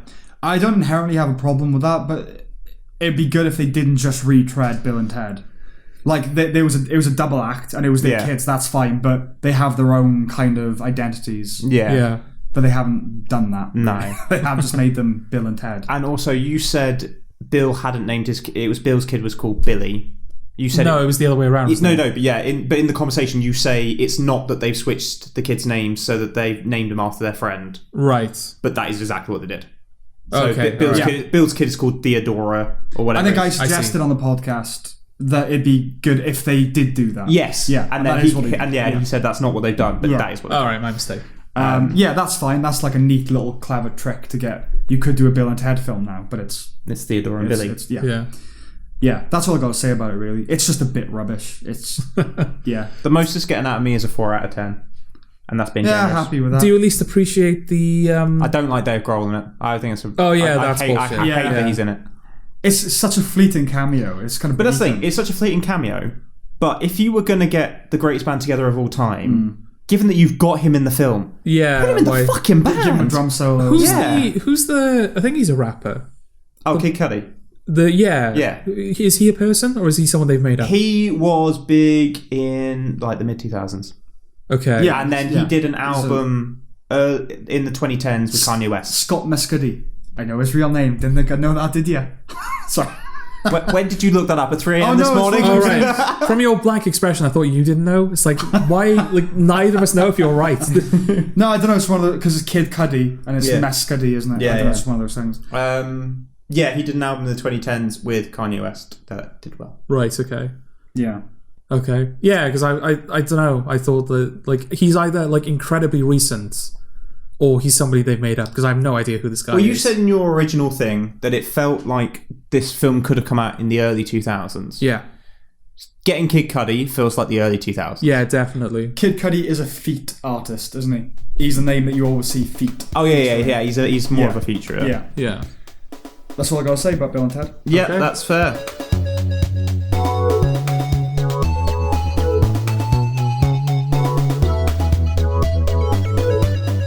Alright, should we jump on to Becky then? Yeah. That bitch. Dude, she's underage. I know. How could you? Yeah, but she is the coolest 13-year-old psychopath you're probably going to see on screen. Was that sincerity? With what you just said? Let's put a pin in that. Yeah. I'll find you a better one. What are your thoughts? What, you're going to find me a better 13-year-old psychopath? Yeah, there's going to be some B movie out there with a 13-year-old psychopath. I mean, I liked it more than Bill and Ted. Yes, I liked it more than Bill and Ted. Okay, all right. As did I, yeah. I mean, it's not great. No. Kevin James. Yes. No. Well, see, I think Joel McHale is more miscast than Kevin Joel James. McHale is weird. He's definitely, miscast. It's such a normal role. But the thing with that is, that's miscast. But the thing that gets me with Kevin James is that was meant to be Simon Pegg. Yeah. And I can't get beyond the fact that it doesn't suit Kevin James. I can't see it suiting Simon Pegg. Well, the thing is, Kevin James is absolutely unexceptional in the role. Yes. Right? But he's not embarrassingly bad. There's like no level on which to enjoy his performance. No. I like that he gets stabbed in the eye. Yeah, when you shave someone's head and you ink a swastika on the back of it, half your job is done for you. Yeah. Like, oh yeah, bad guy, whatever. He doesn't really have to do anything. A bit of charisma would have been interesting. But it's not like, oh my god, this is embarrassingly bad. He's just fine. Yeah. He's just there. Joel McHale was, the real standout. Like, oh, you really fucked that one. Yeah. Because, Joel McHale comes across as a douchebag. Yeah. And when he's not playing into that, it doesn't quite sit right with me. No. Like a father of that age, I don't know, there's something about the way he does his hair and like the perfectly trimmed beard. It's like, I just don't buy it. I don't buy Joel McHale as the bereaved dad guy. Yeah. Well, I think in the film he's kind of past bereavement now, right? Yes. Well, it's about to get fucking engaged, isn't he? Yeah. I don't know if that excuses it. Yeah, but I don't know, it's a bit too metrosexual for that kind of character. Yeah. You know what I mean? Yeah. A dad with a 13-year-old, it's a weird guy to cast. I don't buy the monologizing from Kevin James. I guess it's just considered like a necessary trope of the genre. But when he's talking about, it's a mixed breed dog and all that sort of thing. But that's the problem with the writing, not the performance. No, I will tell you one thing, and it's like the tiniest thing, but what did annoy me is the box for the key is smaller than the fucking key, and it really fucking annoyed me. I didn't notice that. Yeah. Oh, fair play. The box is like maybe it's like the TARDIS. like literally the box is like maybe like that wide, and the key is like that wide. Yeah. Really annoyed me because I picked up on it the minute she had the key, and I went. Like the minute like you see the box, even not the key. I was like, well, the key wound me up because I feel like the filmmakers were kind of going, "Oh, wouldn't it be cool if we had a pointless MacGuffin? Like, it doesn't really matter what the key." But he said it was about to change everything for everyone's kind. Yeah, the one clue we get is he says like, "Oh, the races aren't doing what they should be doing, and this is going to solve that." What could that key possibly open? Yeah, like unless it's the key to hell and it's going to unleash something. Unleash. The impetus for races to do what they're supposed to do. Yeah. It doesn't really make any sense. No. But that wound me up because they were high-fiving each other going, oh man, it doesn't matter, it's an action movie, the MacGuffin is like irrelevant. Yeah. But the problem is, if I'm gonna like care at all about them murdering her family, I sort of need to know what the stakes are. Yeah. Why the key is actually worth it. Plus, it's not as if like, oh, the key is pointless because at the end of the film it's gone. No, the key is still in play. Becky has possession of the key. That's the reveal, is that she has the key, yeah. I'm thinking this isn't like a 70s video nasty horror film that's like nihilistic and, it's just a bunch of mutant rapists, right? But also, right, when she stabs him in the eye, right, he is charging at her and then he stops to ask her where the key is. Yes. Just knock the kid fucking over and she doesn't stab you in the eye. Yeah. Like... But yeah, so the point is that if it was nihilistic, it's just horrible stuff happening. Yeah. It would kind of excuse it. But the thing is, the villains want something that's in principle concrete, even though it sounds metaphysical somehow. Yeah. But yeah, that's the only clue we get about it. And I know the film wants us to ask, what's it going to open? But when I'm asking, what does it open? It's not in that Pulp Fiction briefcase way. It's in like a dispirited, annoyed way. Yes. What does it open? Just, what does it open? Yeah. Yeah, it's not engaging with mystery. It's interrogating stupidity. No. It is very violent for a film about a kid. It gets very violent out of nowhere, doesn't it? From what I remember, like the beginning of the film, it's sort of whatever. But then that explosion of violence when she like rips. And I get the idea that she's clearly kind of being painted as someone who's unhinged with a bit of a screw loose. Yeah, but kind of. Well, she's mourning her mother's death. She's a moody kid, and yeah. And then they kill her dad. They kill her dad.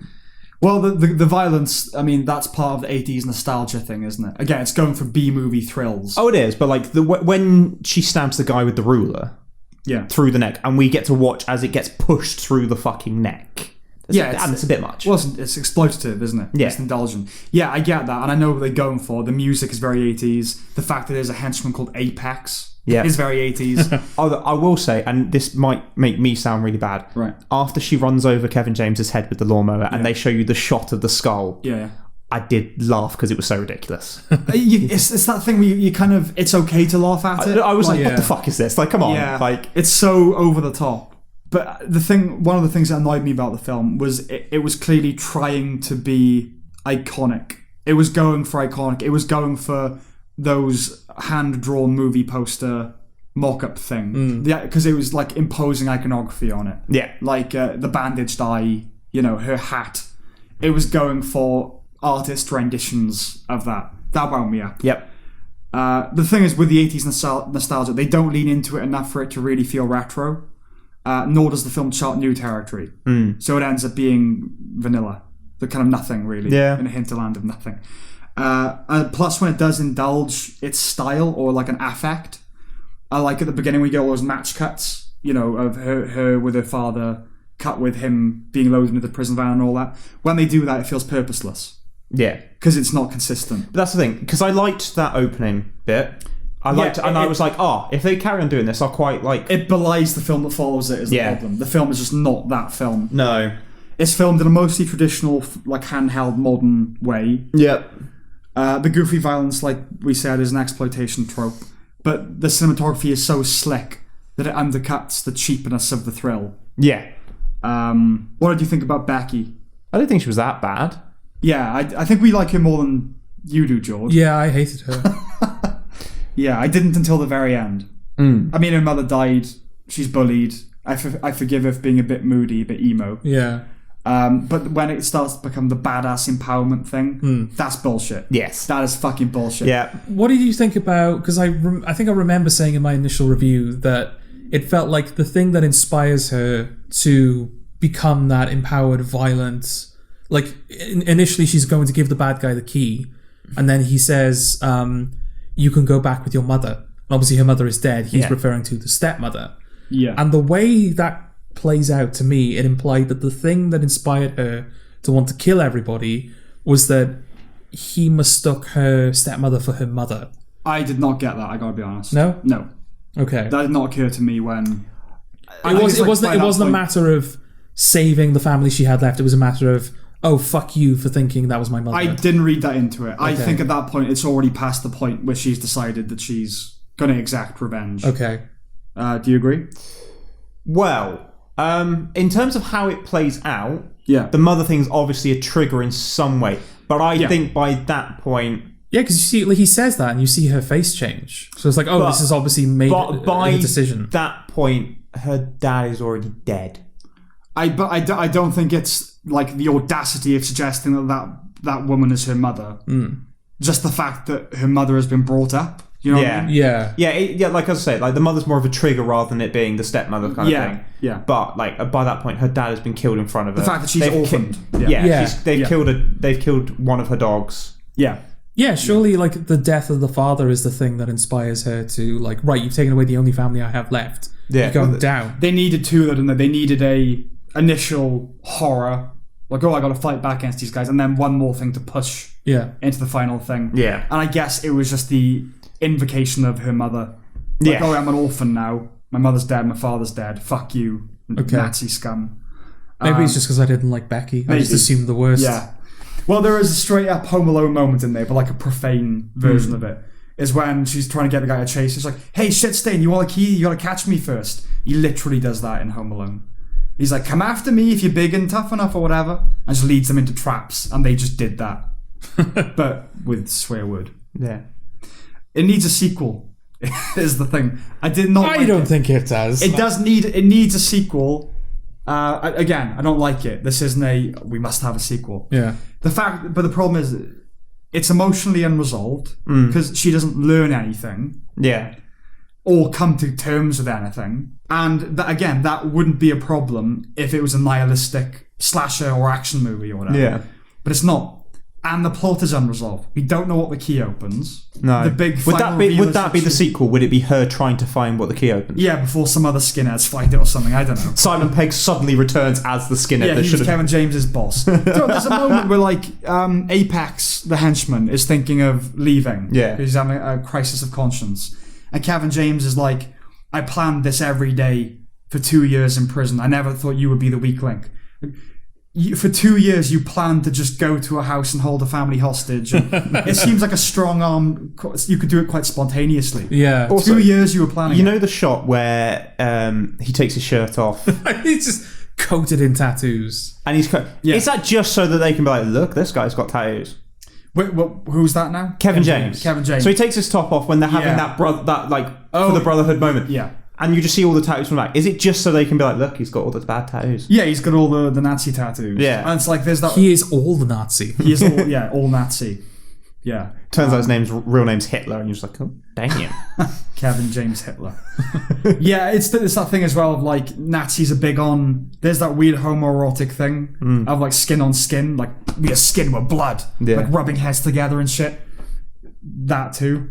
But yeah, it's mainly to see like neo-Nazis are just the gayest of them all. Oh, like not only does he have a swastika on in the back of his head, he really is fully committed to this Nazi thing.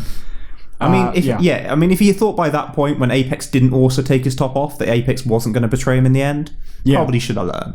And then she kills Apex. Yeah, he's like, oh, I will be absolved for my sins of killing the kids. Nope, you're dead. And that's the thing. If it was a different kind of film, a nasty action film, that makes sense. Yeah, but it's not. But it's not, and so it doesn't really. No, I would have expected her to keep him alive. Yeah, like I never get the sense that she's unforgiving. Yeah. You know? It's a weird one. Yeah. It's not a good film. It's not. It's had better reviews than I thought it would. Is it? Yeah, it's in the 70s. Yeah, it's in the 70s. Yeah. Oh, it's done alright. Yeah. Yeah, this is a 50s kind of film. Okay. Yeah. As in percentage-wise, not like the golden age of Hollywood. Yeah, like I might get a 6 out of 10 out of me at most. Like Bill and Ted gets... Yeah, no, but I'll say, at most. Bill and Ted gets a 4 at most. This gets a 6 at most. Bill and Ted gets maybe a 3 from me, and this gets a 4.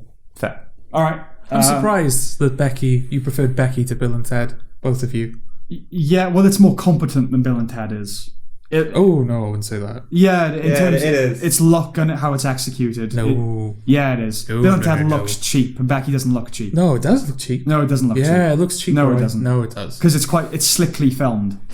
It doesn't look cheap. No, but it looks the way it carries itself. It carries itself like a cheap film. Well, yes, a cheap B movie. Yeah. But it doesn't look like that. It doesn't look like what it is. Yeah. It's not incompetent in technically. It's maybe that's just because like Becky is a B movie and it's filmed in such a way that's like, oh, it's above a B movie. Yeah. Whereas Bill and Ted is like a blockbuster, but it's filmed lower than a blockbuster. Well, it's kind of not fair to judge on some level because Bill and Ted, it's trying to do bigger things. Yeah. And so it naturally falls flat more than Becky can. Yeah. Because it's such an enclosed location. But like in Bill and Ted, when they get their initial introduction to the Holland Taylor character, when they're in that vast empty space, it looks crap. It does. Yeah, genuinely. Bill and Ted Face Music's got 82% on Rotten Tomatoes. Nostalgia, mainly. That is not right. All right, well, that's the films. Okay. Joe, do you have... I feel like because 3 topics in a row, there's not much you've been able to say about it. Okay. And the next one too. So, right. Do you have anything? Well, there's been some big news recently. Go on. Some immensely big news. Okay. So astonishingly, tectonically big news. I think he's being sarcastic. I think he's going to tell us about editing. Minecraft is in Smash Brothers. Oh, okay. Is it? Yeah. He reacted like it was. Were you playing into that? Or? No. Minecraft is in Smash Brothers, yeah. It's the newest character that they've added. What, Steve? Yeah. Steve, Alex, Enderman, and Zombie are all playable characters. And they've got, I think it's Creeper, Pig, and like Diamond Armor. They're like costumes that you can use. So does the Creeper still, if you do that, can you still blow up? No, but I think that don't use a Creeper. The final Minecraft Smash is he puts you in a house and there's loads of creepers and it blows up. This is big news, Sam. Well, why are you not excited by this big news? Obviously, you say it sarcastically, but you've obviously brought it to us for a reason. No, it's genuinely big news. That in the world of gaming, that is big news. It's a story. In the world of gaming, Twitter, yeah. Twitter crashed. In the world of Sam, shit last night. That was big news. Yeah, that's where the sarcasm came from. Like the fact that it means absolutely nothing to you. Yes. But after this announcement, Twitter crashed. Yeah. Because of how many people were like, "Holy shit, Minecraft is in Smash." Okay, I was on Twitter a lot. When was this revealed? October 1st. Oh, okay. So it's like I was on Twitter last night. It happened. Yeah, I was on Twitter last night. I didn't see it trending or anything. But okay, maybe we're past it now. Yes. Well, sure, Minecraft's in Smash. I mean, by the time this comes out, we're definitely going to be past it. No one will give a shit. But. Yeah. It's astonishingly big news, Sam, and I think you should acknowledge just how big it is. I actually don't know what it means. Well, Minecraft is in Smash. Are they? Do they What's look Smash? exactly? Do they look exactly the same as they do in Minecraft? Yes. So it's literally just skin for skin into the game. Is Smash Brothers, what is it? Like a versus fighting game? Yeah, it's a is it? fighting game. Okay, and they brought in characters from Minecraft. Yes. Okay.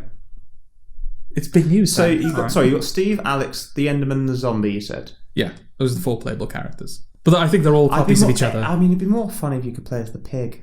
There's a costume of the pig. Yeah, that'd be more fun. I'm just like legitimately, if you're playing, it'd be more fun to play. There's going to be so many pig mains that come out of this. Genuinely. Yeah, it's a fighting game. Well, obviously, you know Minecraft. Yeah, I sort of do. Yeah. Yeah, it's the biggest selling game of all time. Yeah. Almost certain you would know Minecraft a little bit. A little bit. Yeah. I mean, I have Minecraft. I mean, a little bit. I really don't know much about it. Okay. Well, yeah, Minecraft's the biggest selling game of all time. Yeah. Smash Brothers is probably the biggest fighting game in the world. Whoa.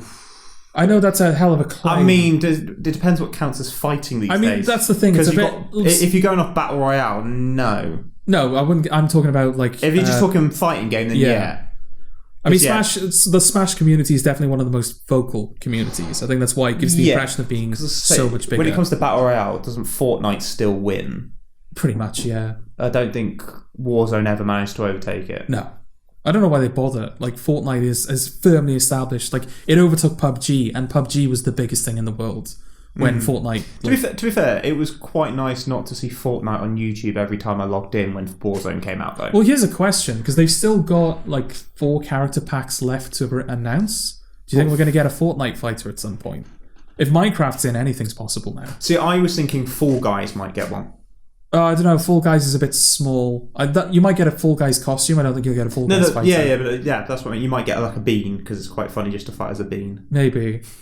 Sam has no idea what's going on. No, yeah. Basically, Smash Brothers is like a fighting. Every time Nintendo release a new console, they bring out a Smash Brothers. Mm-hmm. Initially, it was just like a fighting game amongst Nintendo characters, just like Mario, Zelda, Kirby, and Pokemon. But then over the years, they started introducing third-party characters. I think Sonic and Snake from Metal Gear, they were like the first 2, and now it's just reached the point where like basically anyone can be in Smash Brothers. Right. So they're bringing out Fortnite would make sense. Yeah, they keep bringing out DLC, and the most recent DLC announcement is Minecraft, which is one of those ones I think a lot of people were like, "Oh, Minecraft isn't actually going to appear in Smash because it's so incompatible." Yeah. As a fighting, because Minecraft is basically you're in a world. And you mine material, and you put things down, and you build things. Yeah, you mine stuff and then you craft it. Yeah, exactly. Which, in fairness, they've integrated into Smash. But this is the thing, like, most of the Smash characters that have been announced, they always have this, like, gimmick on top of their gameplay, which could have sustained a fighting game in and of itself. Most Smash characters is basically like, right, here are your standard button inputs, and every character kind of does the same thing. Yes. Like if you're in the air and you press B and up, the character will like shoot up in the air. Yeah. A is like a standard punch. It's all like it's fairly bog standard. Part of the appeal of Smash Brothers is its accessibility. Right. But then you've got like Joker, for example, where when he was announced, there's like a Persona 5 character. Okay. Just to keep you in the loop on what's happening. Okay. Sam switched off 5 seconds. He always does when we talk about video games. But that's the thing. I know part of the joke is, this has no meaning to Sam. Yeah. Yes. I have nothing to say about it. Okay. Do you know what I mean? Yeah. All I can keep saying is I don't know what that is and I don't care. Right. So you two, by all means, talk it out. But yeah, Persona 5, like after... He's got someone to actually talk that will respond to him now. Yeah. But yeah, like... We spoke about Persona 5 how long in the last one? I was receptive to that conversation. No, literally. Out of necessity. If Eddie was here, you would have said nothing. Yeah. Well, I wouldn't have had to, would I? Yeah, no, that's the bit I've got to listen to when I go home. It's the start of Persona 5. Okay. Yeah, you've got that and 9/11 to look forward to. Those are the topics you've missed. But yeah, what's the biggest atrocity? I'll say it's going to be a calming evening then. Did you say what's the biggest atrocity? Yeah, you have to decide what the bigger atrocity The bigger atrocity, you listening about Persona 5 or 9/11? Yep. Yeah, it's Persona 5. But yeah, you've got like the character, there's like a bar that you fill as you're fighting that will trigger like almost like a secondary character behind you. Okay. That gives more power to your attacks. And then in Minecraft, obviously you can lay blocks so you can build houses around characters as you're fighting, and you can mine resources from the stage, which is just not something that was ever in Smash Bros. No, but I like that actually. That's quite cool. It's an interesting way that they've integrated him into the fighting, but it does feel like we're reaching a point where the character's abilities are so far removed from Smash that like idea of you have to mine your resources as you're fighting to craft better weapons for yourself, that could have been a fighting game unto itself. So it's weird that it's just like one tiny facet of Smash Brothers that you now have to like learn on top of everything else. Oh, so yeah, because with Minecraft they've been trying to expand stuff. So like you've got story mode and everything else. Story mode, which I don't think did very well. You had Minecraft Dungeons that came out recently. Two seasons story mode. But it was. But yeah, after that it was done. Yeah, Minecraft Dungeons, like I said, was like a dungeon crawler, which has no crafting elements at all. It's literally just the aesthetic of Minecraft. Oh, that's boring then. Yeah. Fair. I mean, this is becoming a conversation. I only brought it up just to get a reaction out of Sam. And once again, as usual, he has failed to deliver. But what would you like me to say? No! What? It's coming, that's in Smash Bros. What? Not that, but just something more than... Well, what then? I don't know. Genuinely, what? What do you expect? He wants acknowledgement, Sam. I know nothing about the subject. He wants acknowledgement. Jordan knows I don't care about the subject. So what do you actually expect me to say? I don't know, Sam, but I want something better than what you gave me. You want me to get angry that you brought it up? Well, that might be something. Oh, well, I'm not going to... No. I'm not going to give you the satisfaction. I'm not going to give you the satisfaction. Yeah, exactly. Okay. Since we're in the realm of video games, there's one more thing I want to run past you. Crash 4 has very recently come out. Crash Bandicoot 4, it's about time. Ironically, it's not. It's not about time. No, they travel through dimensions. They don't travel through Oh, they've done that before. Have they? Yeah, Twinsanity does that. I have the feeling that they're covering similar grounds. It's actually, interestingly, there's a lot of parallels with Sonic Mania, I noticed, when it came out. This isn't like they just copied Sonic Mania. But it's the fourth... Obviously, it's Crash Bandicoot 4. Yeah. There was a Sonic 4 before Sonic Mania came out, but Sonic Mania is now being considered like the official Sonic 4. Okay. Because what Crash Bandicoot 4 does is it sort of inserts itself between Crash 3 and Wrath of Cortex. Okay. So it's sort of saying everything after Crash 3 is no longer official canon. This is now official canon. Sonic Mania kind of did a similar thing where it sort of split the timeline a bit. It's this is a continuation of the three classic games that you love, and that's what Crash 4 is doing. And also there was a bit of time dimension traveling tomfoolery in Mania as well. It's interesting. I don't know whether it's just I haven't played Crash in years. No, but franchises to reach a point where in the fourth game they have to do time travel. But yeah, there's just and also Sonic Mania was not developed by Sonic Team. Crash 4 was not being developed by Naughty Dog. It's a different team entirely. So there's a couple of interesting parallels. Did Bethesda make New Vegas, or was that someone else? I think it was... what are they called? Obsidian. Obsidian. Yeah. There is a rumour in the rumour mill that Obsidian might be developing a New Vegas 2. Oh, really? Well, after... Until it comes to fruition, I won't get excited, but... After Fallout 76, they really need to make it up to the Fallout fans. Well, yeah. So New Vegas 2 would definitely do that. Because 4... I mean, I don't mind. I'm actually enjoying playing 4, but 4 is still not as good as 3 or New Vegas. Right, okay. So...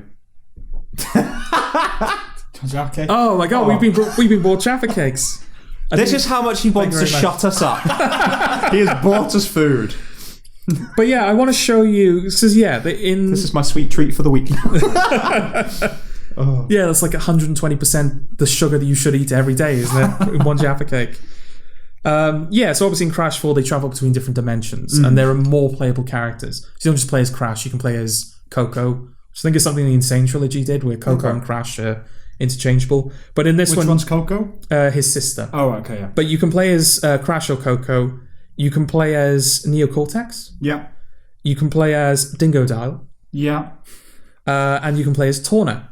Okay. Who is the buxom Bandicoot from the first game. You know, the very tall blonde one? She's that one.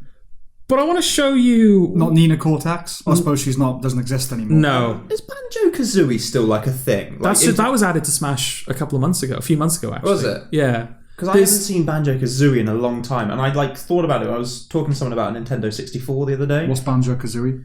How do you explain Banjo-Kazooie? I'd have to show you a picture of the guy, the character. Yeah, they're basically just... Do you want a Jaffa cake? I've got a Jaffa... Oh, another Jaffa cake. You can't have another one, can you?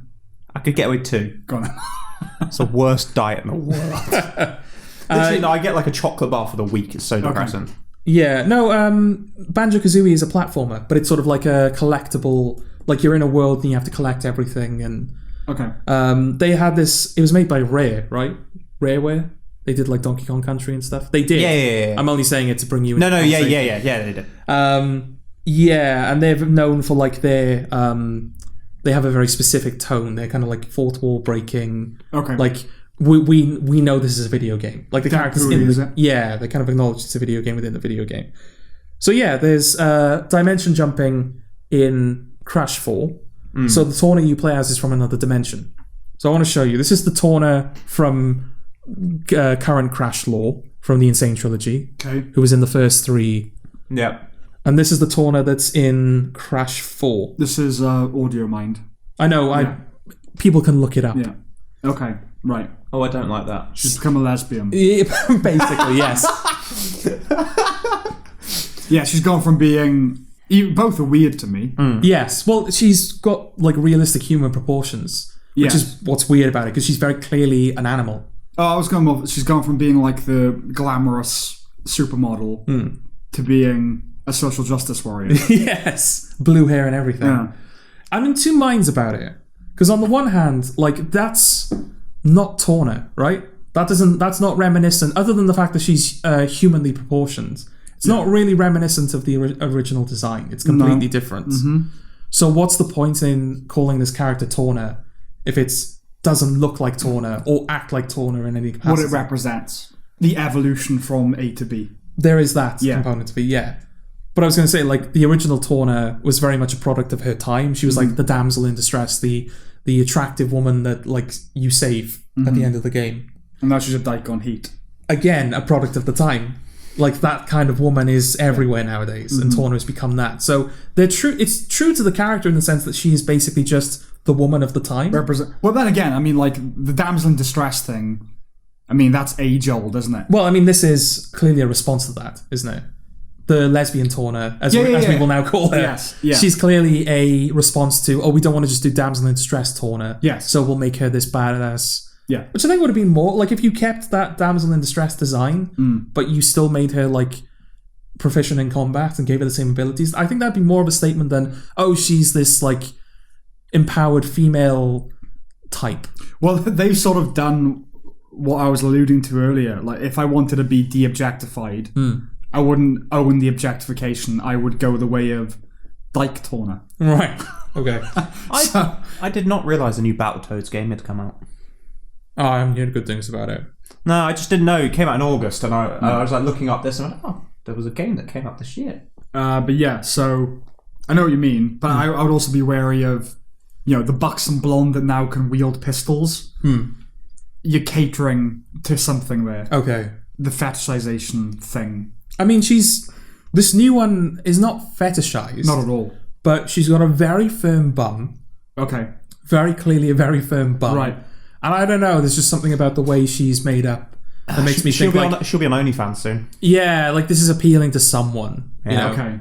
I think it's still not hard to, like with the old Torna, if we were those people who were like, it caters to the male gaze, I would say like old Torna caters to the male gaze a bit, because that was the point. You save her and she's your prize. Yes. Whereas this one, I feel like you don't have to do that much work to find this new Torna attractive as well. Well, if you found the old Torna attractive, okay, you don't have to do much work for this new one to be attractive. I don't know. Do you not think so? I don't think so. I think she's basically completely different. She's completely different, but I think she's still but I think she still has similar appeals to the old one. I don't know. I think that's two different types, two different tastes are being catered to. Okay. One is like the short-haired, tattooed, a bit of a punk thing. Yeah. And the other one is just a fairly traditional woman. Yes. I mean, people who wank over that character will continue to wank over her. Yes. So there's that. But I guess they'll feel better about it now because it's like, oh no, she's empowered. Yeah. So it's okay for me to wank over. Yeah, exactly. Yeah. I'm wanking over equality. Yeah. Someone's definitely done that. It feels weird because I thought the point of gaming was that it's sort of been impervious to all that. It hadn't allowed that to permeate it. Oh no. Is it? No. Oh, right. Well, you have it depends because there are very perverse communities in the gaming world. I think furries that all came from 90s platformers like Sonic, Ratchet and Clank, that kind of stuff. It was animal people, and that cultivated the furry community, or at least contributed to it, if it wasn't the creator. Would you date a furry?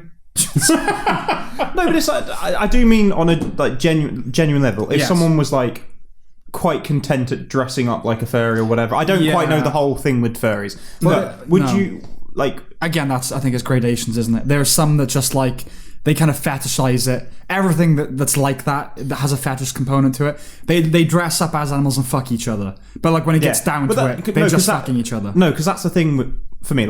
I like dressing up in some capacity in the bedroom. That's whatever. Yeah. But if you you're bringing a tail to the bedroom. Yes. Well, that's the thing. That's the gradation. Because on one side, it's that. Where it's just a costume, basically. But when you get down to it, it's just traditional sex. You're just dressed as animals. Yeah. And then the other side of it, where they believe, kin or whatever it is. Furry kin and animal kin. Yeah. Where they just believe that they are the soul of a dog in the body of a human. 2020 is moving mad, So, I mean, to answer your this was here long before 2020. I certainly couldn't date someone on... No, any of it, to be honest, no. No. I couldn't do it. That's fair. Could you? I really don't know. It's the fact that that I would have to participate in it, which I think puts me off. What if you didn't? What if it was they could indulge that they wore a tail or whatever, but there was no expectation on you to... or anything like that. I would definitely be... Right, come here, girl. Come on. Your food's in the bowl. Yeah. You know. Do you know what I mean? It's just you were just having sex. They just happened to be... Yeah. If it was something that I didn't have to be complicit in, then... you could put up with it. Yeah, I would be more accepting of it. Well, no, but it's that thought that it's not just that I have to be the animal, you have to be my owner. It's I don't want to do that. Well, so that just could make some really uncomfortable... just this bedroom, and just an idea that they don't know when to stop being a furry. If you go into we're going to this, parameters to it. Yeah, we're going to this black tie event tonight to celebrate my my moving up in the film industry. Oh yeah, I'll go get my tail. No, it's an interesting question, isn't it? Because someone just barks at the Oscars. Because if they're wearing a tail, right, that's obviously a very clear sign that they're indulging in furrydom. But on some level, it sort of becomes a thought crime situation. Where it's what if you were just having sex with someone, but they were thinking they were a dog the whole time? I don't imagine most people would have a problem with that. No. But it would feel weird to me. But then you never know what your partner is thinking when you're having sex with them. I am now just picturing a furry acceptance speech on stage at the Oscars. Right. Just being ruff. Just It's we've just offended an entire community. They do the multi-split screen at the Oscars. The Oscar goes to, and it goes to somebody else, and you just see them pining. At some point this century, that's something like that's going to happen, where someone's going to accept an award as a dog or something, or as a creature. Gaming that already happens, I think. Yeah. Like an e-gamer won the Game Award. It was either last year or the year before, and I think he went up in his fursona outfit. And I was like, "This is who I am. Thank you for acknowledging that." And everyone was like, "Yeah." And, to quickly bring it back to sex, like I say, at some level, obviously you can never know what your partner is thinking when you're having sex with them. They could be thinking the weirdest thing in the world. Oftentimes, I'm sure they are. And I suppose I wouldn't want to know. And I think a lot of people could put up with a lot of weirdness if they never had to know about it. But what would be the bare minimum for if they told you what they were thinking when you were doing it would make you uncomfortable? So, for instance, if you're having sex with somebody and they were saying, "I think about children when we have sex," in a sexual way. What do you mean? That's probably killing a hard-on quickly. Do you think about wanting children, or do you think about having sex with children? Because in a sexual way. Right, okay. Yeah. That's killing a hard-on. I would never do anything with children. My apologies. No. This is what they're saying. Oh, okay, right. That's what they're saying. Yeah. And I'm saying right before they say that, but you have sex with them normally, and then at some point in the relationship they say to you, "Oh, I fantasize about children when we're having sex." Could you continue to have sex with them? Probably that would be not. really interesting because obviously I'm heterosexual, so it would be a woman who would be saying that to me. Yes. If I was in a relationship with them. That's a weird thought, like a woman thinking of having sex with children. That's true. I don't think it's common. It certainly happened. Yes. And it certainly does happen, but yeah, I think it's a different psychology, you know? I think... what is that playing into? I don't know, because homosexuality, obviously, there are differences between gay men and lesbian women. Yeah. But I'm going to say, fundamentally, they share a lot in common with what generates it. I don't know if it's the same case, if it's the same with paedophilia with men and women. I think they come from different places. I say that not know much about men and it. women, like, they have very different relationships with children. Yeah. Well, I was going to say, isn't it more common with men that do it that they had an abusive childhood? Yeah, it's a cycle. And it's like a cycle of a thing. Yeah. Women who are abused, I don't think follow that same... Well, it's just more difficult, isn't it, frankly? It's more difficult to take advantage of a boy. Well, if you're a woman. Yeah. I did think, on that sort of line, when it comes to like a teacher being sacked from a school, I feel like I've seen more cases of more female teachers being sacked for sleeping with their students. Yeah, I think that's kind of... It is legally paedophilia, but it's a bit... It's not really. Yeah. It's because obviously it's all secondary school, isn't it? Well, it's usually secondary school. They're ephebophiles. They're into teenage boys, and I think that is different. Not saying it's either is acceptable. Yeah. But yeah, like a 16 or 17-year-old having sex with a teacher, it's completely wrong, but I don't view that... Yeah, it's wrong but legal. It's not the same level of neurosis or psychosis. No. Is it legal? Not for 16. If they're a teacher, maybe it is. I don't know. No. I'm meaning like in terms of age, you can... Age of consent is 16. Yeah. That's what I'm saying. Yeah. I'll say a 15-year-old then. Yeah, that's what I mean. Yeah. If they're 16, technically, that's not against the law. Yes. Okay. Yeah, I don't know whether there's a law for teachers, like you can't have sex with your students. But probably you not. think it was generally frowned upon, right? Is it frowned upon? It was written into the guidelines somewhere. Yeah. Just, don't fuck your students. That's interesting, because it probably isn't illegal. It's just frowned upon. But there was a teacher at our school who had sex with a student. But I think she was 17 or 18. Yeah, well, which is like, I kind of get that in a way. Yeah, I think one of my old teachers is on the register. Oh yeah, that's the thing. It's not. It wouldn't be on a register. It was a consensual situation with an 18-year-old girl and a man who I guess was in his late 30s. So again, completely unethical. Well, I think with the teacher from my school, I think they're on the register, and I think it was because the person was 16. But I think it was argued by the family. It was non-consensual. Yeah. I mean, ours was the typical thing. It was a PE teacher and a student. Yeah. Which again, I'm surprised doesn't happen more. I feel like PE's teacher is the most common. Yeah, obviously because they see the children in very specific circumstances. Yes. Anyway, that dark subject. Back to Crash, was it? Crash Bandicoot. Or furries, whatever it was. But anyway, to answer my own question, I couldn't. If they said they were thinking about children, I couldn't. It's just a standard no. Yeah. Okay. No. I don't think it would be a standard no for me, but I think that they would have to be specific circumstances for me to be okay with it. Okay. It's not like a thing I'm generally acceptive of. It's like, this is something we'd have to like work out before the relationship starts to see whether I'm okay with it. Okay. But I'm not completely against it. Can I interrogate this further? Because I think most people would instinctively just say no. But you haven't. Well, as I say, that's why I asked, is it something that's... quickly fill up my water. Yeah, go for it. Is there something that's... Could you do me a favour and fill up mine as well? Thank you. Oh, go on, Eddie. I don't want to think I was a waiter. What was I going to say? Yeah, if it's something that I would have to indulge... Yeah. Then... Yeah, it's probably going to be a no, because I don't think I would be comfortable, even if I knew, even if I justified it as, well, it makes them happy, and this is something that's happening in a private context. If I had to indulge it publicly, no, absolutely not. But if it's something I have to indulge in a private context, it's like, well, it's for them, they enjoy it, and I like them, so I think I would still be too uncomfortable with it. So it's still something I'd have to say no to. Yes. But if it's something where there's a little bit of distance, that's a facet of your life that you indulge and that you enjoy, and it's something that I don't have to be a part of if I don't want to, then what's the problem, really? Well, you're kind of indulging a sexual perversion. Okay. You're stoking the flames of a sexual perversion, aren't you? Okay. But it's... You're validating it almost. Thank you, Eddie. Impressively, people, he brought all 3 glasses at once. He did. Well, he's a man of the bar. You think I did it for a job, people? The advantage of having a barman on our podcast. But it's furry sex is amongst consenting people, legal consenting people. Yeah. So what's so perverse about it? About being a furry? Yeah. Well, it is a perversion, isn't it? Yeah, but how? What do you mean? Well, it's a, what's the word for it? An kind of aberrant sexuality. What's the word for it? Not a fetish. I can't remember. There's nothing wrong with it, with 2 furries. Yeah.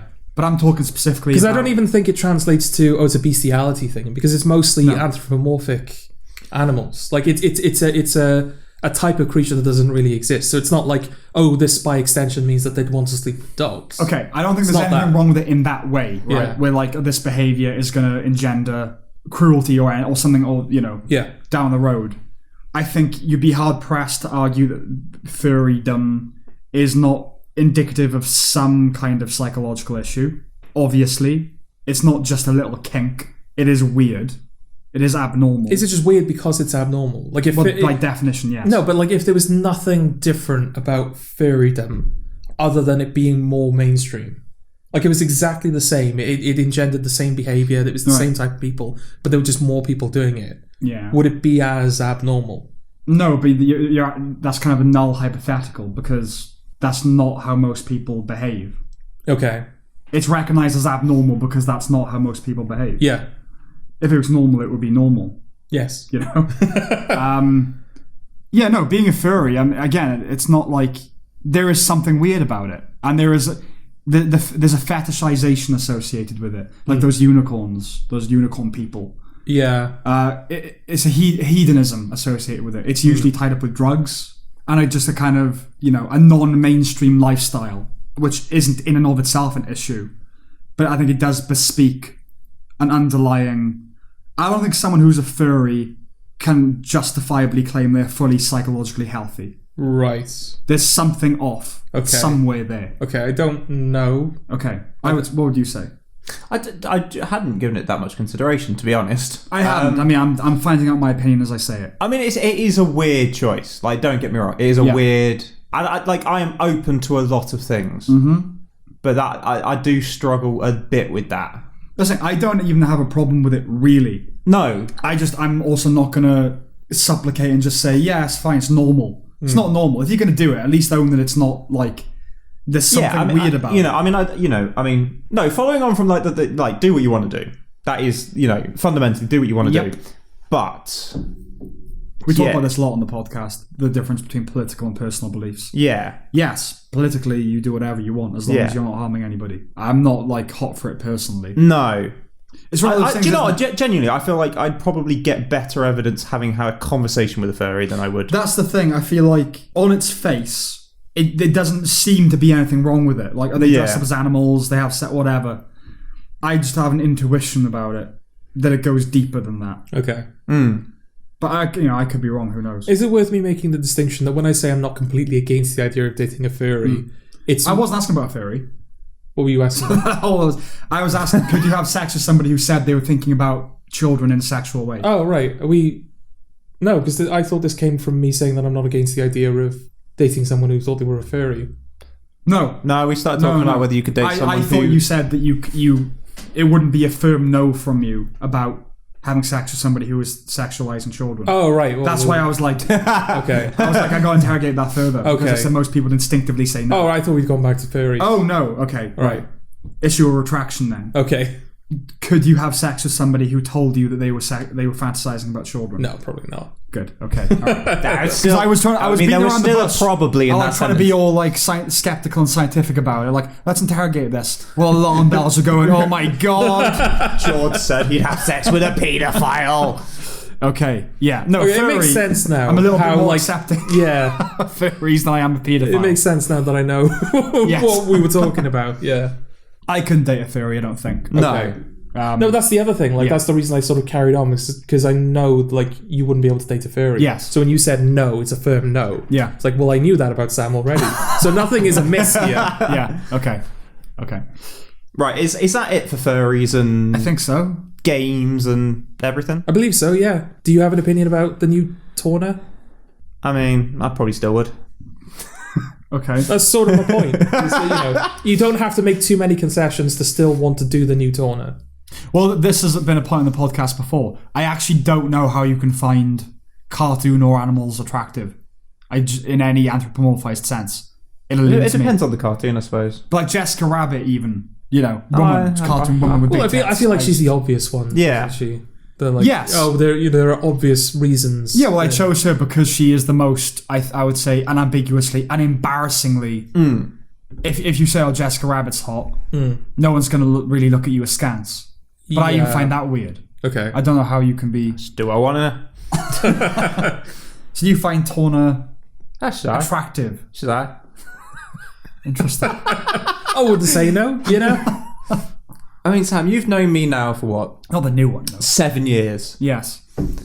I don't say no to that much, to be honest. No, very, very true. I don't really care. I thought you might say no to a cartoon Bandicoot. Yeah. Is she a Bandicoot? Yeah. Yeah. Okay. If it gets the job done, it gets the job done. Fair enough. I guess you would date a furry then. No, see, I'm weird with that. I'm weird. God, there's no consistency even. No, the furries do. Yeah, there's something about furries that do weird me out. But would fuck a cartoon Bandicoot. Okay. I've got some horrible news for you, Eddie. If you would fuck a bandicoot, kind of means you're a furry, I think. No, it kind of means you're a zoophile. This dies bestiality, isn't it? No, but this is what I mean. Like, it's not a bestiality thing because it's anthropomorphized animals when you're a furry. So I don't think it. No, but if you're actually fucking a bandicoot. Yeah, but it's an anthropomorphized bandicoot. It's a female bandicoot. This specific bandicoot. Yes. It's both. I don't fucking know. Because I assume it's just a human body, but with fur. Yes. Be like a 70s porno.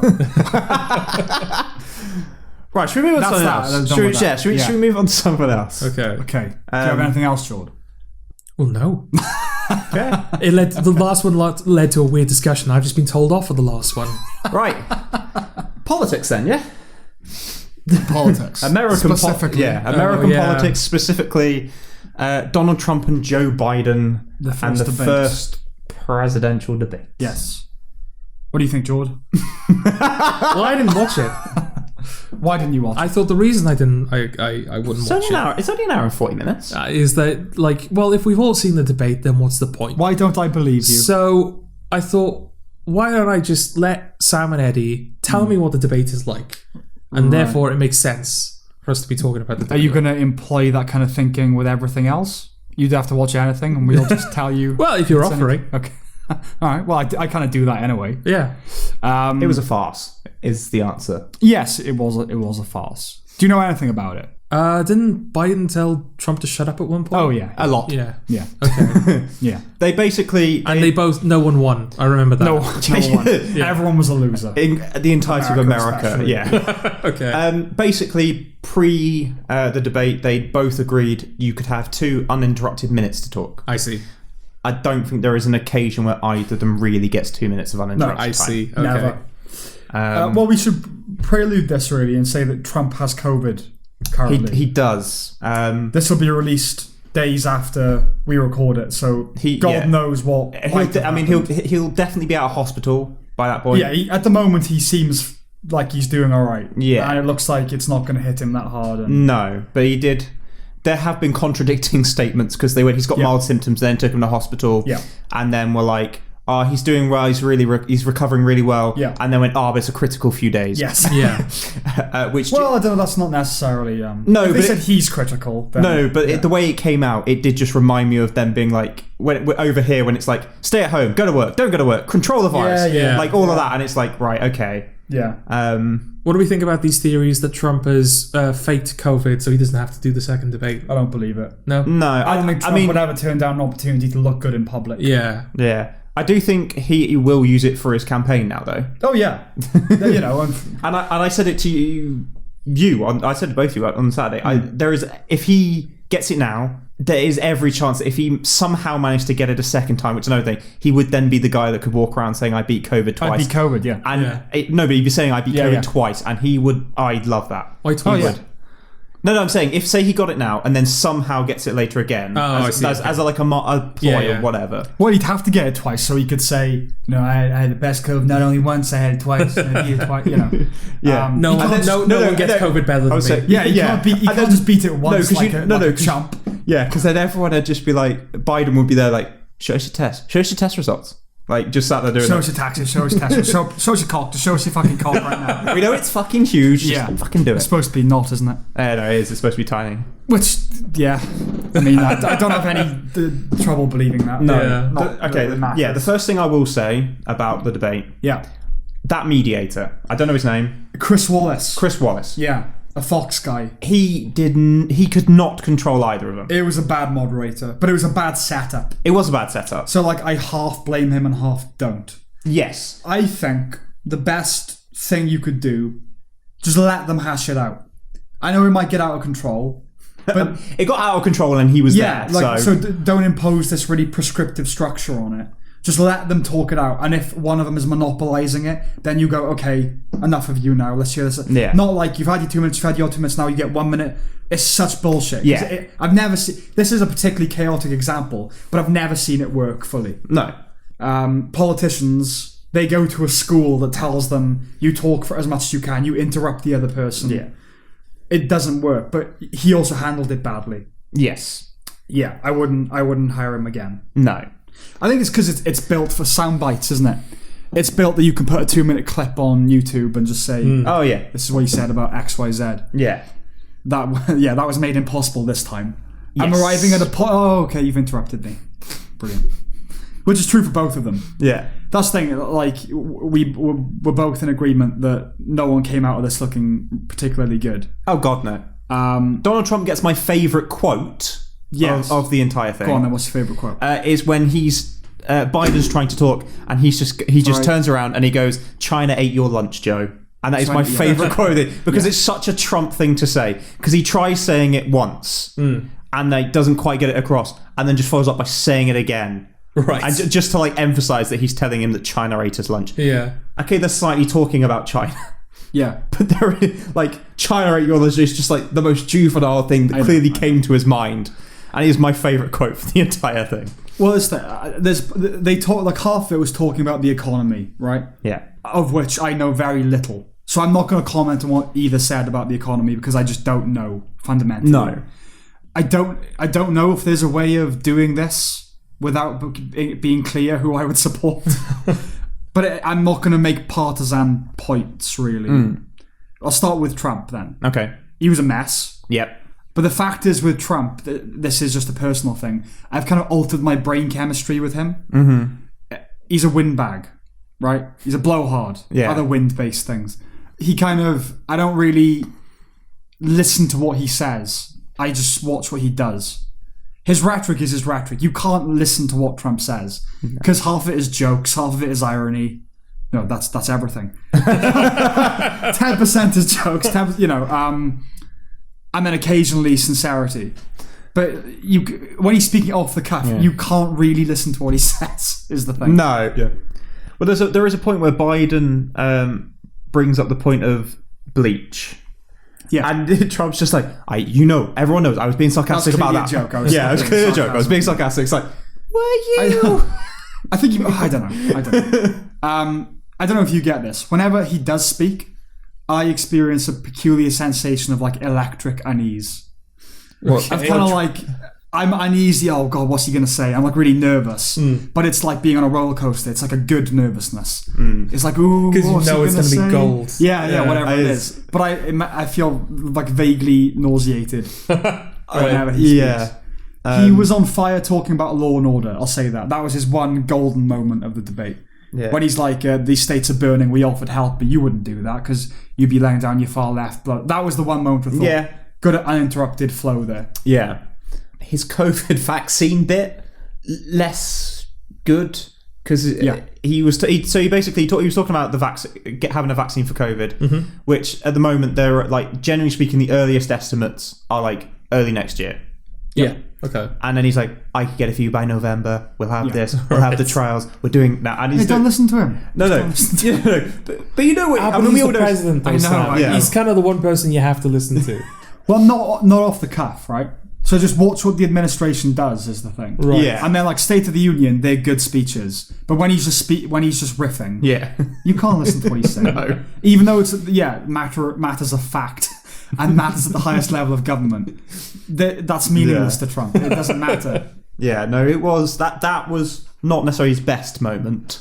No, but I will say it was a mess, but he had that golden moment for me with Law and Order. Biden had no such moment. No. He never shone in the way Trump did. No. And that's not like How a hair close did colour he thing. come?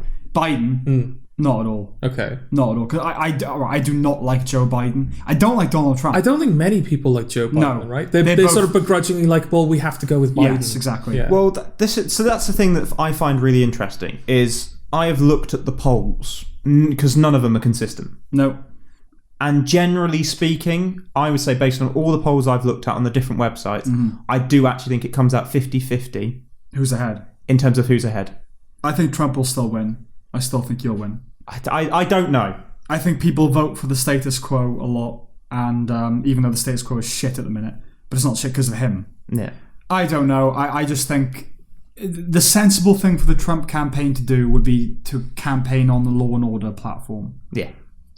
He'll let the cities burn because he's kowtowing to the nutters on the left. Yeah. I won't. And if he just lands on that will get him back in, I think. Because one of the things that wound me up is they talk about COVID a lot, and Joe Biden said something like, "We're in the greatest recession ever under this presidency." I was like, "It's COVID." If it was under any presidency, it would be the greatest. It's not like they've handled it so badly. No. It was going to be a recession. Okay, so talking about the economy, and I'll only go into a little bit. Yeah. Because obviously Biden was vice president. Yes. Yeah. So he dealt with the last recession. Yeah. Just about. Okay. Yeah. Right. Just about. It's just about, right? It wasn't handled well, it was done very slowly. They just about recovered. I imagine at his age, Biden's going to have to do a lot of stuff slowly. Yes. Yeah. Yeah. But yeah, 77, isn't he? Yeah, Trump is like a similar age, but they seem like 20 years Yeah, old. Yeah. well, I think Trump is 74 and Yeah. Biden 77. Yeah. I know most presidents are old, but 70, which is in and of itself ridiculous. but then Biden's got Kamala Harris? Kamala Harris. Kamala Harris. yeah. She's in her 50s. I think a lot of No, people. but that's the thing. I understand in the sense of it's like cardinals and popes. Like they're usually very old because there's a lot of rungs in the Catholic Church you have to climb before you get to that position. Same in politics. You're gonna have to be in politics a long time because you got a lot of climbing to do to get to the point where you could viably become president. Yeah. Unless you're Trump, in which case you just do it on. Well, on that's a the whim. thing. Not necessarily. I mean, Obama wasn't old. No, He was black. That's yes. But what I mean is that in that sense, I can understand why a lot of the presidents are old. Yeah. I understand it. Yeah. But 77, like he's about to like he could potentially be running the world at 77. That feels excessive. And I would say clearly, I feel it's uncontroversial to say there are signs of senility.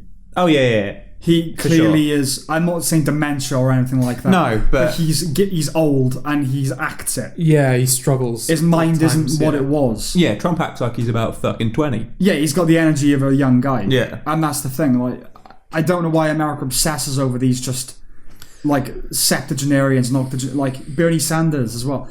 Get like someone in their 40s who's had some experience, Yeah. but has youth and How vitality. old was Kennedy?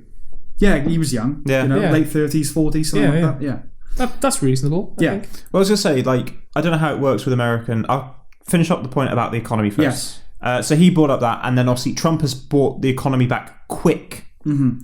But Biden made the point of saying that he's done it too quick, and actually there are more people probably at risk. Okay. But then Trump repeated something he'd already said, which was 200,000 died under him, but under Biden it probably would have been 2 million. Yeah. Okay.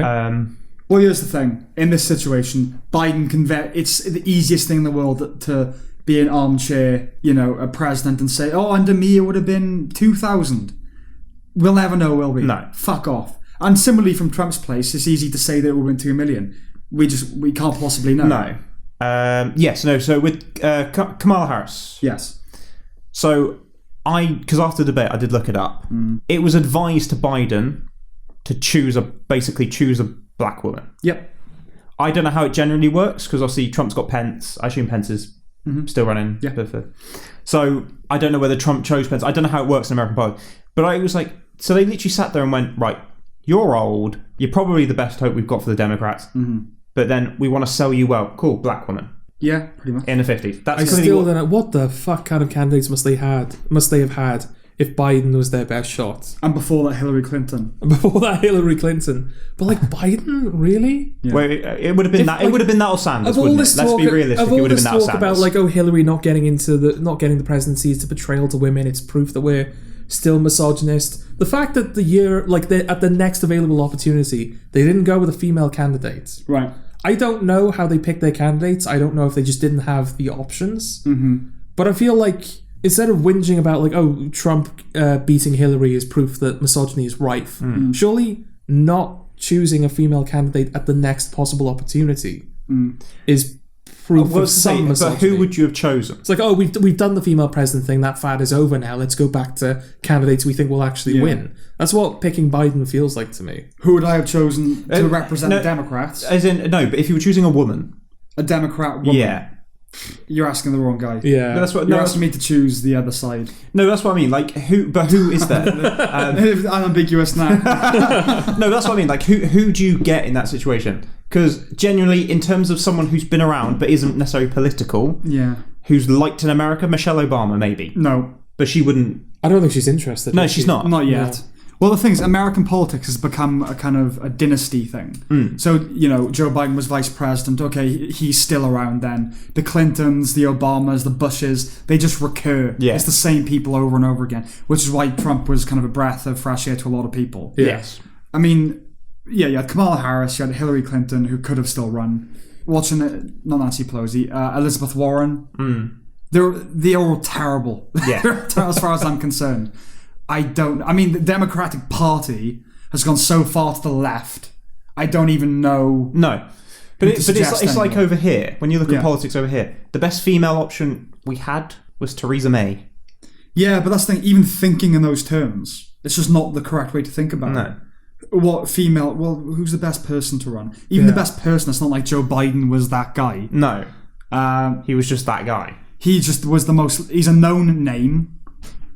He has a long career in which he's done nothing, but still a long career, and he's not as far as Bernie Sanders is on the spectrum. That's another interesting thing as well. I don't know if we've said before that, but Trump won because he was an establishment. There's multiple reasons why Trump won. That's one of the reasons. Yeah. That's one of the reasons is Trump was not the establishment. He was a breath of fresh air. He was a departure from a political system that a lot of people were very fatigued with. Stale. It was very incredibly stale, yeah. And yet the Democratic response seems to have been to get a guy who is purely the establishment that people are fatigued with. Yeah. That feels like completely... I'm not saying get another Trump where it's this total wild card who has little to no experience in politics. I mean, that's the appeal of Kanye West then, isn't it? Yes, but Kanye West would... Republican. He would go Republican if he was ever going to go up. Yeah, but that's what I'm saying. Trump they don't wins... need... Yeah, it's not like, we're going to get our version of Trump, but he's a Democrat. Yeah. But don't go with Biden, who's exactly the thing that Trump beats. Yeah. Yeah. Well, they don't learn. It's similar to the Oscars and all. They have so little conception of what most people think. Yeah. And in America, want. I watched The Comey Rule with my family. Comey. The Comey Rule? Yeah, the Comey Rule is very different. Well, I don't know. I didn't know if that was like something that was... Like deliberate. Yeah. Even though it's a real guy and they probably had no... You watched The Comey Rule, did you? Yeah. Oh, God. It's not good, is it? No. It's really I not don't know good. what this is. It's about James Comey, the FBI dude who was sacked by Trump. The one who conducted the investigation into Hillary's emails. Oh. Yeah, it's about him. And it tries to be balanced, non-partisan depiction of him. It's rubbish. And then they bring Trump in, and it's very clear that they're not partisan. Yes.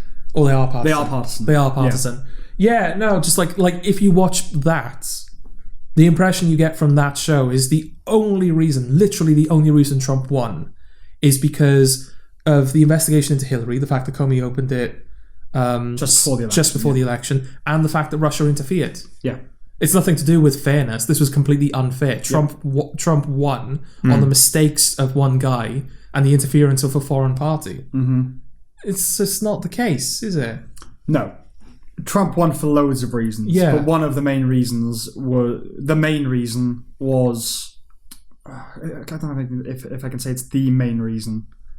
But yes, utter fatigue. Yeah. Mainly being talked down to. Yeah. Is why Trump won, I think. Yeah.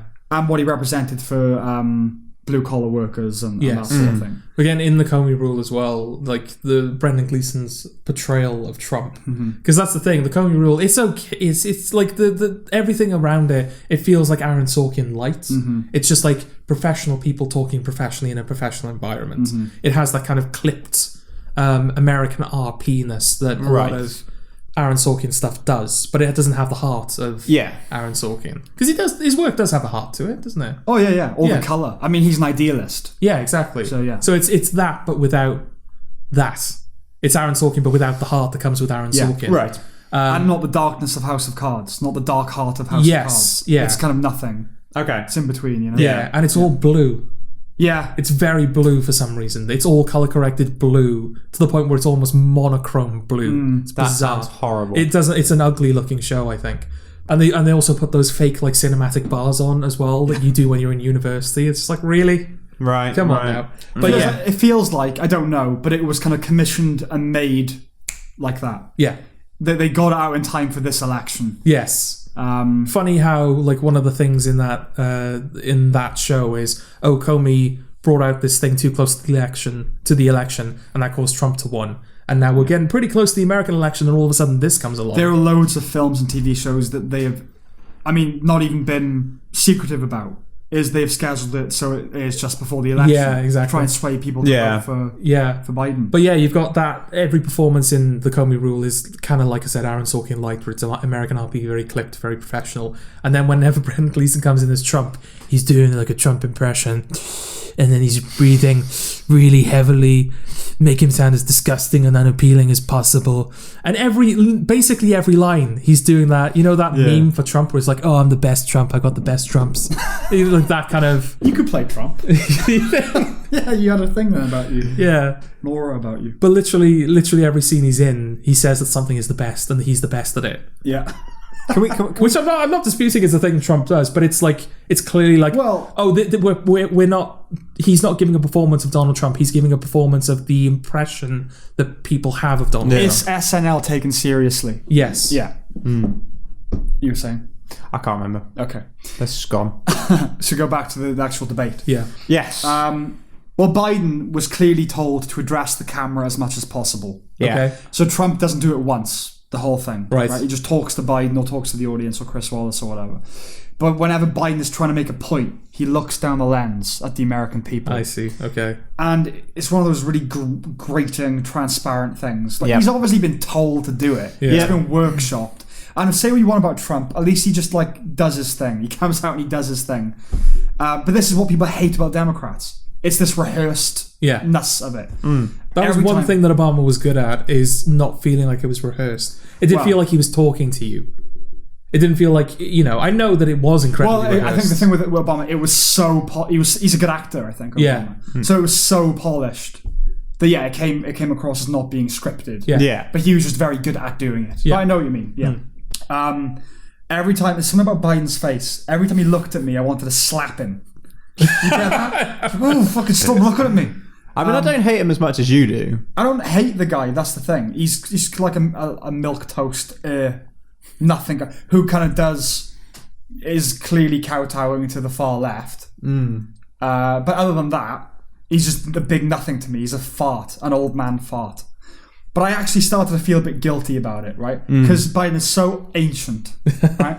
That when he's has to concentrate on something, like looking at the audience, his face is kind of breaking because his eyes are kind of, and I felt like I was doing that to him. Right. Like making eye contact with me, he was destroying himself doing it. And I started to feel a bit guilty, like, I'll just go sit down now. Maybe that was his plan. It's a pity vote. He might need a stool for the next one. Exactly, yeah. He's not as bad as Hillary, but he reeks of insincerity. I was going to say the biggest thing that came from, there was a point where Trump brings up the fact that his son, Biden's son, apparently got £3 million from a man in Moscow. Yeah. Okay. And then asks why he deserved such a gift from a man in Moscow. Right. Yeah. Clearly hinting that everyone thinks that Trump got the Russia interference. Yeah, but he's like, actually... Biden's getting Is this confirmed, or is this just another thing that Trump said? Well, Biden said it wasn't true. Okay. But He would, wouldn't he? Yeah. That was the funniest moment of the whole thing for me. Because, he says something about his son, and then Biden's like, oh, you know, I'm going to stand up for my, like, family's off limits or whatever. And I think he's probably been told, if they bring up your family, you gotta, like, shut that shit down or whatever. Yeah. Because he just goes, don't insult my son. Like, don't you dare insult my son. And he's trying to be forceful and aggressive. But the vibe it gave was like, don't insult my son. I will instruct an aide to throw Werther's original at you. Swear to God. It just comes across as a drunk granddad, like, sat in the corner. Oh. Yeah. My point now. Oh, no. But yeah, like the insincerity, like when he says words like systemic, they kind of they fall over in his mouth before they fall out of it. Yeah. It's just not a word that is natural to him. No. He's been told to say that, you know? It's like he just swallowed a neoliberal glossary. I was going to say something really bad there. Okay, so yeah, again, we could go like sentence by sentence to what Trump got wrong. There's no point. No. There's absolutely no point. I know that seems like a cop-out, but I just do not listen. Really to No. And to be honest, like with Trump, for everything he said, right, there was plenty of that debate where he's like just repeating himself, like, "Oh yeah, I've got the best system." This, you know, he just like say stuff like, you know, under this man, Biden would be like, under this man, this happened, and then Trump would be like, yeah, but I've got the best. I've got the best. Yeah. Like the Trump thing. But I've done this. Done this. He's incorporated a new little motif into that, hasn't he? Now he says, he talks about how he's doing so well that people who usually wouldn't like him like it. Yeah. That's new. I hadn't heard that before. Yeah, they do that. Even people who wouldn't usually like me, the Democrat professors, they even liked it. I was like, oh, okay. Yeah. They do that in the Comey rule, I think, don't they? He does that. I watched like half an episode. Oh, right, okay. That is something they do in the Comey rule. Okay. Where he says, like, you know, you're smart people, scientists, to say they all like me. Even people who, you know, who don't like me say I'm doing well. Yes. Like when he eventually, spoiler, I guess, but when he eventually fires Comey from the FBI, he says, like, there are people in the FBI, loads of people in the FBI tell me they never liked the guy. People who were on his side who worked for him are telling me that it was the right thing to do. It reminds me of Bombshell a little bit, which is like, do you really think we have the distance to make the Comey rule? Yeah. It was like 2 years ago. Yeah, exactly. So let's just focus on things that Biden said that were stupid or wrong. So first, one of the things he said was it's about equity and equality. Well, they're oppositional. Yeah. He said at one point, everything Trump says is a dog whistle. And I'll just reiterate what Douglas Murray said. If you hear the whistle, that makes you the dog. Yeah. And then, you know, so this whole bullshit about when Trump was asked about the neo-Nazis and all that, and he said there are good people on both sides. That's the alleged thing. But cursory research will instantly disprove that's not the case, right? But yeah, he reiterated that claim. He claimed that Trump doesn't care about black people, but African Americans. I'm not saying Joe Biden doesn't, but I haven't heard him speaking much about inner city violence. No. Just say that. He claims there's a systemic issue of racism, but also claims that most police officers are good people. Mm-hmm. And you can't have good police if the system is racist. It can't allow for good people. That's sort of the point of it. What is this enduring bullshit about defeating racism? Because he said that. We need to defeat racism. Okay. This is because they were talking about that Trump has discontinued all these sensitivity training things. And Trump's point was, he said he'd done it because they were actually racist. Yes, exactly. Here's my position on that. If you're offended by something I say, just tell me, and I'll probably stop. Right? I'll take it into consideration. Well, I was going to bring up Eddie. Yes. One time we were out. Yes. And you said that you were pansexual. Yes. And I was making fun of that. Yes. And as you do. It's a standard night out. Yeah. I mean, at least I wasn't doing the cliche, oh, you're attracted to pans. At least I wasn't doing that. Yeah. No, I think what I was doing was kind of pointing out the sea of people and saying, Eddie, point out an attractive female. And you were doing that. Yeah. And then I would say, point out an attractive male. And you were just kind of refusing to do it. So I was just kind of like, oh, how pan... That's anyway. And it went too far. And then you were clearly offended. Yeah. And I said, oh, you know, I apologize. I've clearly offended you. And then you said, yes, this is how you've offended me. I said, I apologize. I will stop offending you. I don't need like a program of re-education for that. It's sinister and it's disgusting. One of the most interesting gaffe that Biden made, right? I could be wrong, right? And maybe these terms are interchangeable in America, but I really don't think they are. He was talking about someone making a 911 call, right? Okay. Yeah. And he said a 911 call. Okay. Yeah. That's not a thing, is it? No. No American says, I'm going to call 911. No. You call 911. Yeah. That was a weird... Because the thing about that is, right, even though it's the same thing, it's the same numbers, it's not something you trip up. After 9/11, you can't. But it's also it's not something that you can trip up. Yeah. A 911 call. It's not a slight mistake. It's like he was reading a mental teleprompter and they didn't put the slash in. Yeah. Or they did put the slash in. Yeah. Do you know what I mean? It's a weird thing to mix up vocally. But I mean, you wouldn't get anyone saying it in America anyway now because of 9/11. But like over here, you wouldn't get us going, "Oh, I'm calling 999." yeah." Just think, I wouldn't usually nitpick over such like little things, but it is a weird confusion. Yeah, it is. It is. A 911 call. Maybe he was trying to evoke it for some reason. Okay, quite a ham-fisted way of doing it. Yeah. Yeah. I don't exactly know what it achieves. But I don't know. I don't know, maybe 9/11. it's compulsory. If you're a politician, you have to evoke 9/11 at some point. Yeah, under a Republican president in a city run by a Republican who's widely credited for like saving that city. Yeah. I don't know why you would do that. No. He said Antifa. Trump brought up Antifa and how it's evil, and Biden said Antifa is an idea, not an organization. Okay. So yeah, well, gravity is an idea. It's still coming to claim him, isn't it? Rapidly. To be fair, my favourite thing with that bit is Trump brings up Antifa, Biden says it's an idea, not an organisation, and Trump's response is just basically, no, it's not. That's such a stupid argument, isn't it? It's an idea, man. It's not an organisation. No, it's an organisation. Just like, Yeah. he's responsive to just, no. That's kind of everything I've got to say really about what they said. In the interest of fairness, do you want to say a couple of things that Trump said that were wrong? Well, that's the thing. I said earlier, I don't want it to be a cop-out, but there's no point. He didn't say anything like that. Okay. He didn't say anything where, I disagreed with it. No, the thing with Trump where I think he faltered more, I mean, he does just talk twaddle sometimes, but I think he faltered more in that because they weren't letting each other speak, and he was by far the two of them interrupting the most. Yes. That was annoying trying to watch.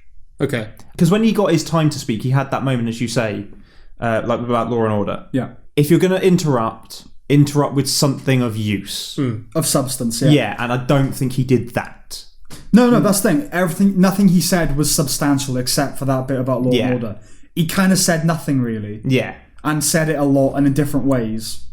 But there's nothing he said along the lines of Antifa as an idea that I'm like, that is just on its face stupid. Okay. Yeah. That's the problem. Trump is squirrely, isn't he? And he kind of worms. Yeah. It's hard to catch. You just have to. You kind of adopt a different mindset when you're listening. I do anyway. Yeah. That's just. I mean, I don't have Twitter. His is the only one I occasionally check. Yes. Okay, I would say ultimately, it's depressing. This is the best America can come up with. Yep. Being evasive or vague or non-specific in answering questions is so endemic to the political system now that it's just accepted as a feature.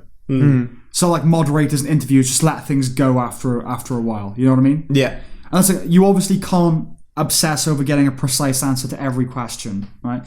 But I feel like if I was the moderator, I would try and make sure they really answered my fucking questions. Yeah. Whereas here's a question about A. Well, let me talk about B. No, sir, I asked you about A. Yeah. And I will not move on until you answer my question about A. But it's they do it so much that everyone has just kind of gone, oh, that's part of politics. Yeah. Well, I just don't accept that. I agree with you. Yeah. Chris Wallace has fucked himself. Yeah, I don't know. Is he still with Fox? He certainly was. Because it was a famous thing of him and Jon Stewart arguing. The thing is, right, Americans can do much better than this. It's not like it's so shit this is the best they can offer. They can do better than that, right? And than this.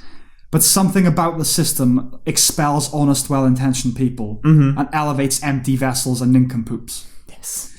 Or it's just the case that the people who are intellectually qualified don't want to run. And I think a good analogy would be the best techies now, they're hired by video game companies, not NASA or the CIA. Yeah. Because the pay is better. Yeah. And I think that's an accurate analogy. But for me, the farce of the whole thing, like you said, Eddie, the farce of the whole enterprise was crystallized for me when Chris Wallace asked Trump, what do you believe about the science of climate change? Like, okay, this is fundamentally stupid. Like, Trump doesn't know anything. I can guarantee you about the science of climate change. Joe Biden doesn't know anything about the science. And there's nothing to believe about the science of climate change. I know there are different opinions in that. Yeah. But, like, it's like, oh, yeah, okay, this is where it starts to... The fact that Trump isn't even a politician, really, and he has advisors, and he has experts who know about climate change and climate science, but he's being asked on television what his opinions are about climate science. And it's this is a joke. You know what I mean? Yeah. If his response is anything other than, we have the best climate scientists in the world. We've got the best climate. Yeah, we have the best climate change. Yeah. I won climate change 2 years running. Yeah. So to wrap it all up, like we said, at the time of recording, Trump he's got COVID-19. Yeah.